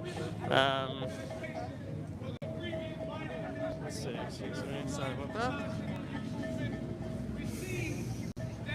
There's money again for war. Palestinian But there isn't money for healthcare. But there isn't money for our housing. Our rent is sky high. There's money to fund the police department, but not for Hi, childcare. I'm a Jewish YouTuber, and I saw that you're saying Jews for Palestinians. Can I interview you? That should make Can I interview you? Okay. Hi, I'm a Jewish YouTuber and I was wondering if I can interview you. Just as a fellow Jew. We're both Jewish. Together we are never defeated. Okay. What happened? What happened? You're telling people not to speak to me, so I was just wondering why. You know. Do I? I don't know why. Oh well. Tell me. I'm so sorry. Tell me why they didn't talk to me. I'm so sorry you're not intelligent enough to know. Sorry.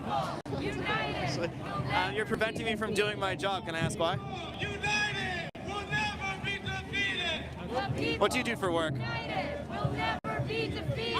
In the middle of a work day, what do you do for work? Will never be defeated. The people united will never. No, they're not sending their best. People united will never be defeated. The people united will never be defeated. They need some new chants. I'm honestly tired of this one. For jobs and education. Deportation. After war and deportation. But for jobs and education. Not for billionaire Hi, corporations. can I interview you? I'm a YouTuber. Can I say? Cool. Hi, I was wondering if I can interview you real quick. Okay. People are in a chatty mood right now. Yeah, these guys, they know me. I can't speak to them.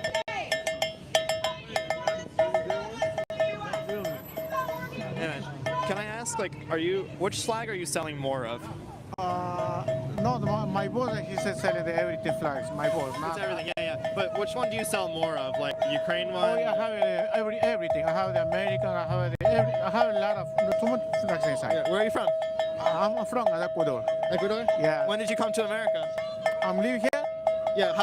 When did you come to America? I'm living 30 years. 30 years? Yeah. Oh, that's great. Don't speak to them, man. We do not want one war. Oh, what's up, Veronica? It's good to see you. I haven't seen you. Veronica or Victoria? Veronica, right? Oh, Veronica. Let's go talk to Veronica. I haven't seen her in a little while.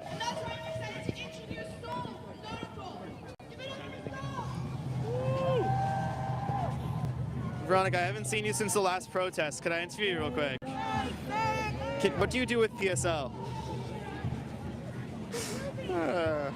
I didn't recognize her. I hadn't seen Veronica in a while. She took some months off after I exposed her at the Palestine protests in, like, what was it? The summertime. So, but she's back again.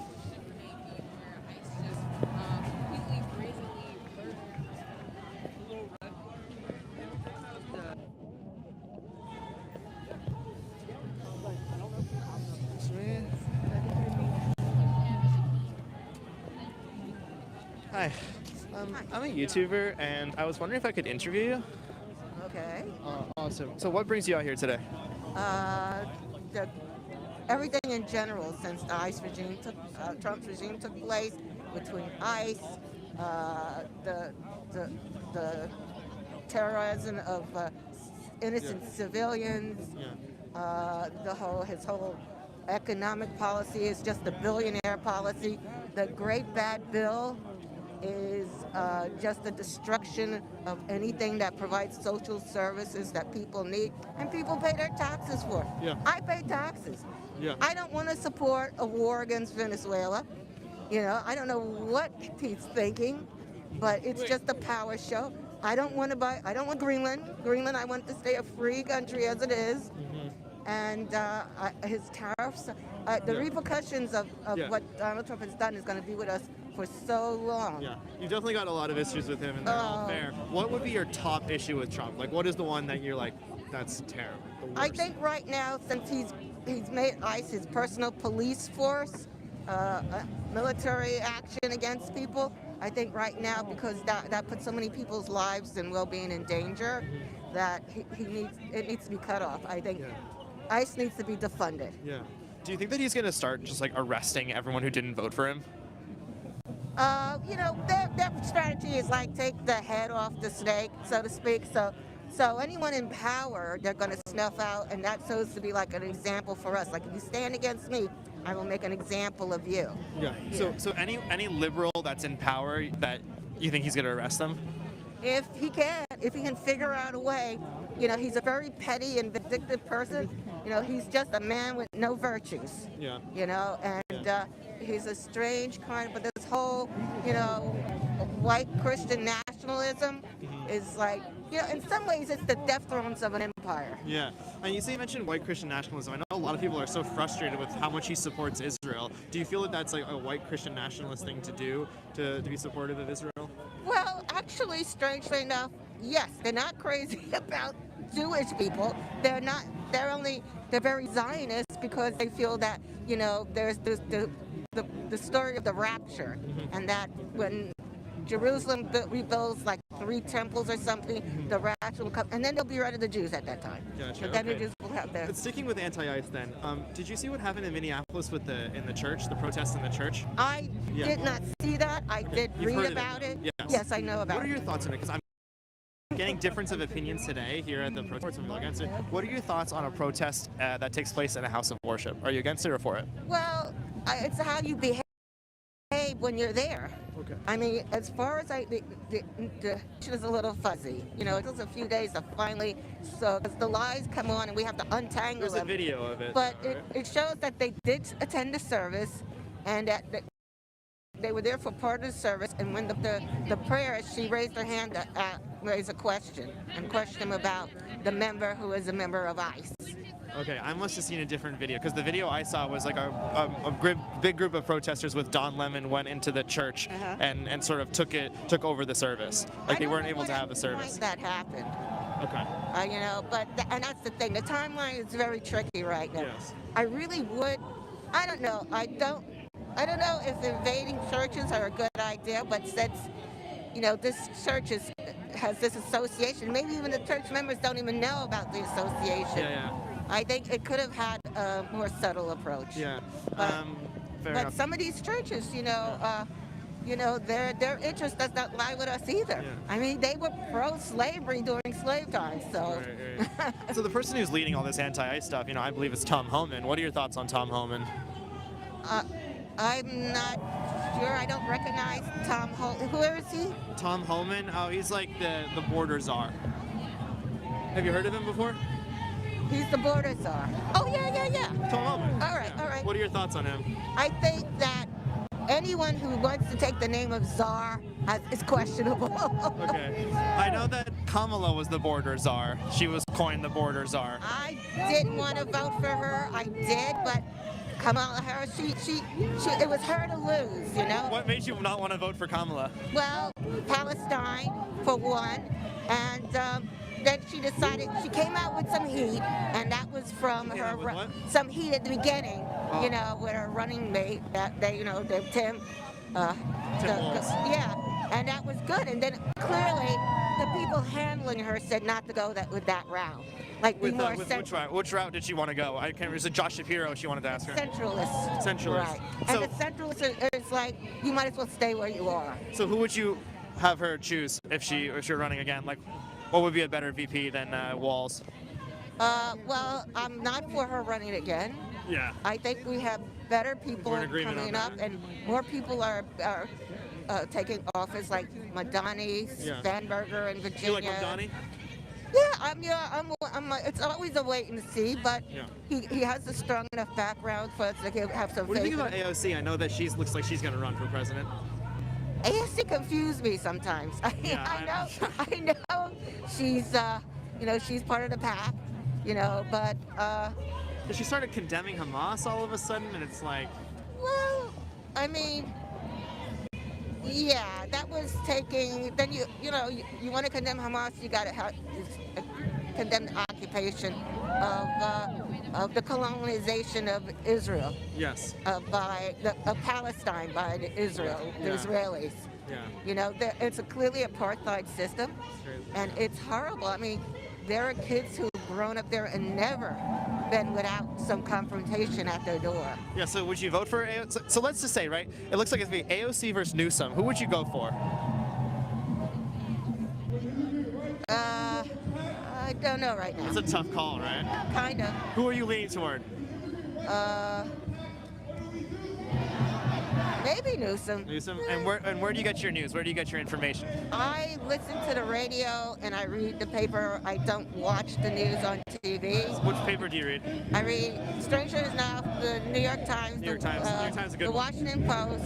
Yep. But I also read like the Guardian. I'll pick up on foreign papers when I can. Yeah. Because we're between oceans and like we are psychologically like isolated in our thinking, right?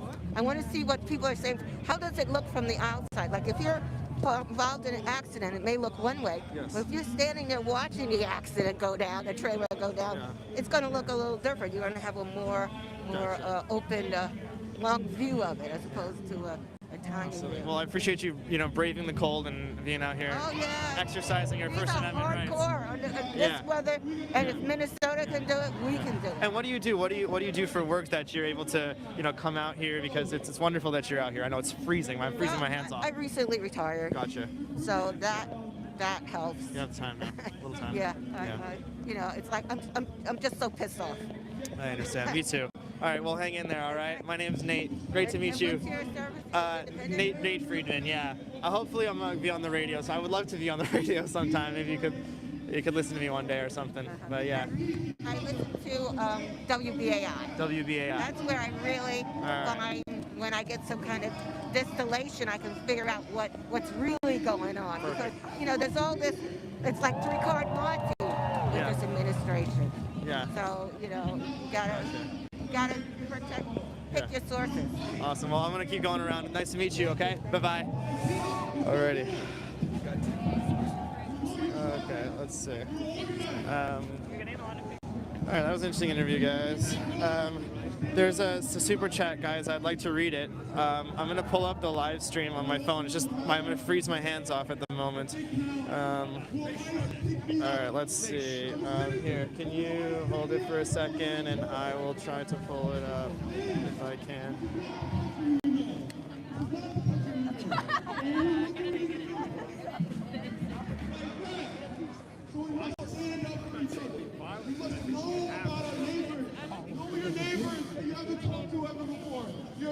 If they look like they just came from this country, or even if they don't, talk to them about what's going on. Talk to them about their fears. Talk to them about what happens if they get detained.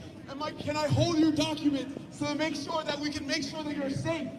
We have to do things to take care of each other. Because this administration Julia B, thanks for showing us this stuff, Nate. You got it, Julia. My pleasure. So what do we do? What do we do? Let's go. It seems like divided. Like the anti-ICE seems to be on that half, and Palestine needs to be on this one.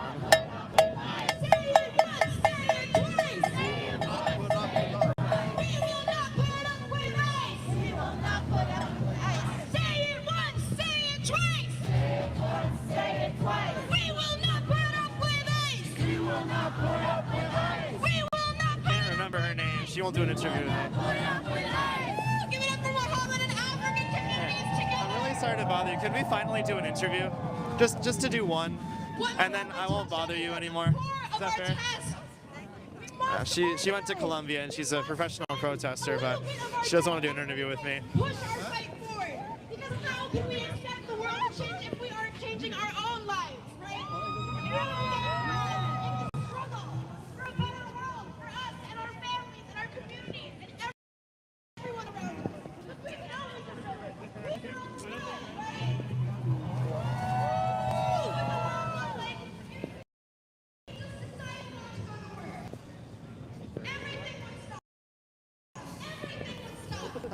I was wondering if I could interview you real quick for my YouTube channel. It's all right. I'm independent. No, I mean, I'd prefer not to. Absolutely. Dignified treatment, just wages. Remembering the names. What's this guy? Victor is his name. Yeah, Victor. Let me ask Victor. Hold on. Victor. Victor. Can I ask you a question? These fucking people are into them. Proud Boys. Proud Boys. Assholes. Please, give it up for our final speaker, a long-time organizer in the community, a long-time organizer in the fight for immigrants. for justice. Freedom, the Answer Coalition. Let me hear you say, I out of New York. I out of New York. I out of everywhere. It's like so loud. I can't do an interview over there. New York. I out of New York. I out of everywhere. I out of everywhere. Chinga la mía. All right. Can I ask you a question? I saw your sign. It popped out to me. Can I interview you? Sure. Amazing. So tell me what your sign says. I saw the beginning, right? Well-behaved women rarely make history, but fucking bitches do. Amazing. So what makes you want to bring that sign out here today? I'm here to speak out against the femicide that's currently going on. Thank you. Thank you. From over there. Thank you. Thank you. The what that's going The on? femicide that's currently going at the hands of Donald Trump in multiple ways, not just the murder of Renee Good by ICE and the murder of other women by ICE, but also just the attacks on healthcare, the attacks on women across the board, but mostly here to speak out against ICE and the... Mostly about ICE. Yes. Gotcha. And so should we abolish ICE, do you think? Absolutely. Abolish, dismantle, get rid of, never needed before. Absolutely. Do you think that, sorry, I just want to keep interviewing you, it's okay. Do you think that we should open the borders? I don't think that's a question here for me today. I'm not in that. I am not the type of person to answer that question. Sure. I know that we should abolish ICE. Gotcha. I am not into immigrant policy. I work in gender equity. I'm a gender equity, racial gender equity specialist. So I mostly work for women's rights, and especially the intersection of women of color and white women. So I'm here to support all of the women immigrants and all of the women migrants that are Do you here teach today. the gender equity at a college level? I was the last manager of gender equity for the last 2 mayors of Atlanta. So I've worked more in public policy and government work in gender And what brings equity. you to New York? I've always wanted to live here. I've always wanted to live here. Yeah. New York has always been the dream. I've always wanted to live here. And what are some of the lessons that you've learned with gender equity that you can share with people? Like, what are some things that you can share with people about gender equity? What exactly it is? I specifically, I suffer from something called, Are trying to intimidate I don't know what they're people saying. all over the country. Um, all over the country. You're saying Proud Boys? Millions of people are organizing to get ICE out of their cities, to take back their communities, to defend their rights. What were you saying? What have I learned about gender equity? Yeah. Like what? There's a femicide going on right now at the hands of Donald Trump. Yeah. And that's what you can teach people. I can teach people. Do you have 12 hours? I mean, do you have a course that I can teach you? But for under Atlanta's government, do you share that? Can you share that message? Do they allow for that? Intimidated by Atlanta's these government? Yeah. Do they allow for you to say like those things about Trump? I don't, because it's so like I don't taboo. work for the Atlanta government. Oh, you don't? Oh, who do you work for? Myself. I'm a consultant. I already told you that. Oh, I didn't know you were a consultant. Okay, but consulting for like who? I am a gender equity racial consultant. Gotcha. Okay. Our last question is, I know I'm asking people out here, so if we abolish ICE... Don't make any sense at all. Yeah, I know, I'm working on it. Are What's we that? going to be intimidated? What should we replace ICE with? People of Minnesota are Maybe with immigrants that can actually help us learn how they got into the country in the most safest way possible, and how we can allow them to keep coming into this country safely and possibly. Let immigrants be in charge. Let them take over that role. Let them be in charge of Border Patrol. It's their issue, correct? teachers. Let them be the ones in charge. Workers. The people who move Gotcha. the How exactly would that work? Like, they come over the border and Again, I they... told you that's not the policy that I'm in. Yeah, I was just curious. So, Okay. like, if you're not gonna ask specifically what I'm interested in, I don't know what you're. Fair enough. I was just curious. People of Minnesota Okay, understand let's talk about that. power. That's amazing. And we have to remember our power as well. We have the power not just to shut down Trump, not just to shut down Kristi Noem and these ICE agents. We have the power to shut down this whole system.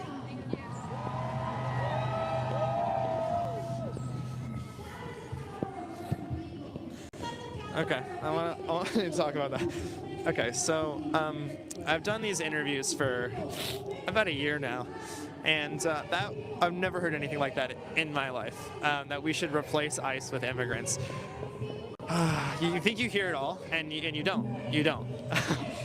How would that even work? What does that even mean? So people should pour over the border and then create a police force? I don't know. But that was a new one for sure. Yeah.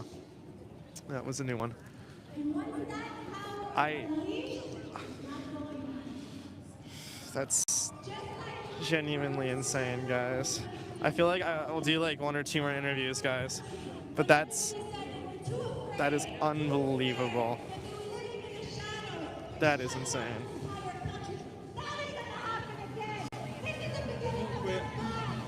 Let's ask this guy.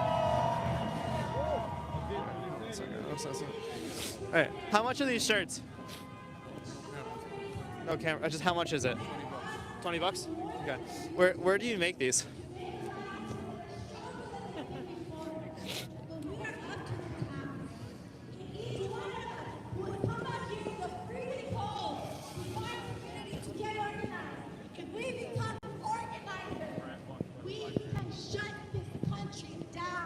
Okay, so I'll do one more interview. I want to read your guys' suggestions of what you'd like to be asked for this interview that we do here.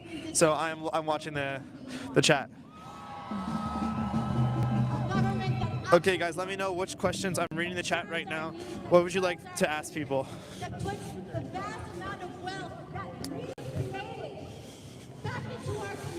Okay, why are you crazy? Probably can't ask that, guys. What is your favorite color? Ask people about Iran. Oh, that's a funny one, actually. Their pronouns are good. Are they boosted? Are they? Why do they hate your country? Okay, wait, that's actually so funny. The Iran one is so good. I gotta ask about that. Hold on. Yeah, let's do that. Okay, hold on. We're gonna get organized. We're gonna keep organizing our people. Are you with me? Are we gonna shut down ICE? ¡Chinga la migra!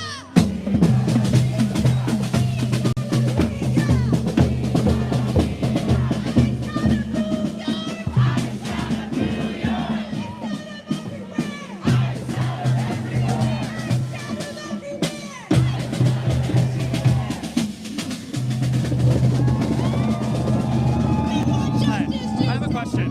Do you know when the Free Iran protests are? I do not know yet. You don't know? Because I saw there was a Free Palestine and anti-ICE today, but I'm waiting to join the Free Iran one. Do you know when it is? Do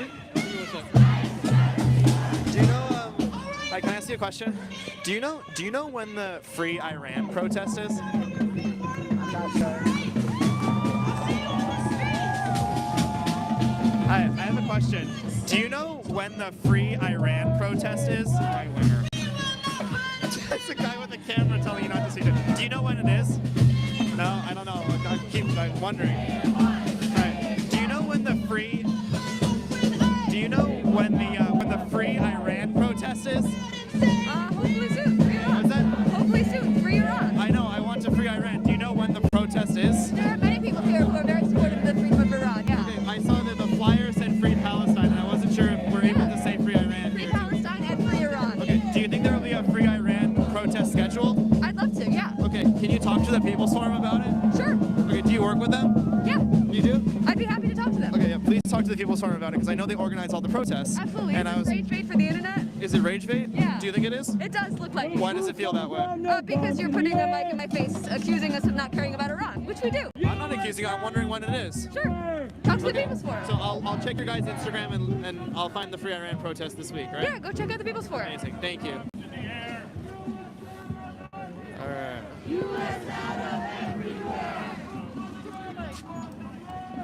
All right, guys. Protest is marching. We can get some B-roll of this here. Okay, guys. So we've done some interviews today. As you can see, it was nice to do interviews before the march starts. It's going to get more complicated to walk with them. Thank you so much for watching this guy's live stream. It was awesome. I think we got some great interviews today. And I'll be reading you guys' chat on the replay and the comments. And yeah, amazing. I'll see you guys soon. Bye for now. See ya.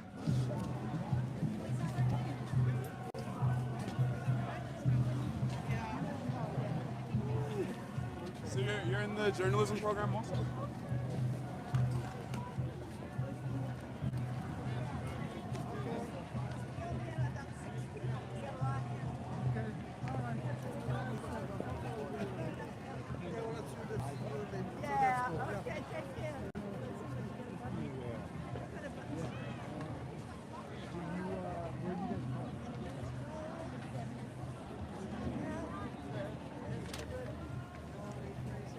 You feeling what? Are you feeling like buying any of these? The good ones, thank you. I gotta run. Okay. You gotta run? All right.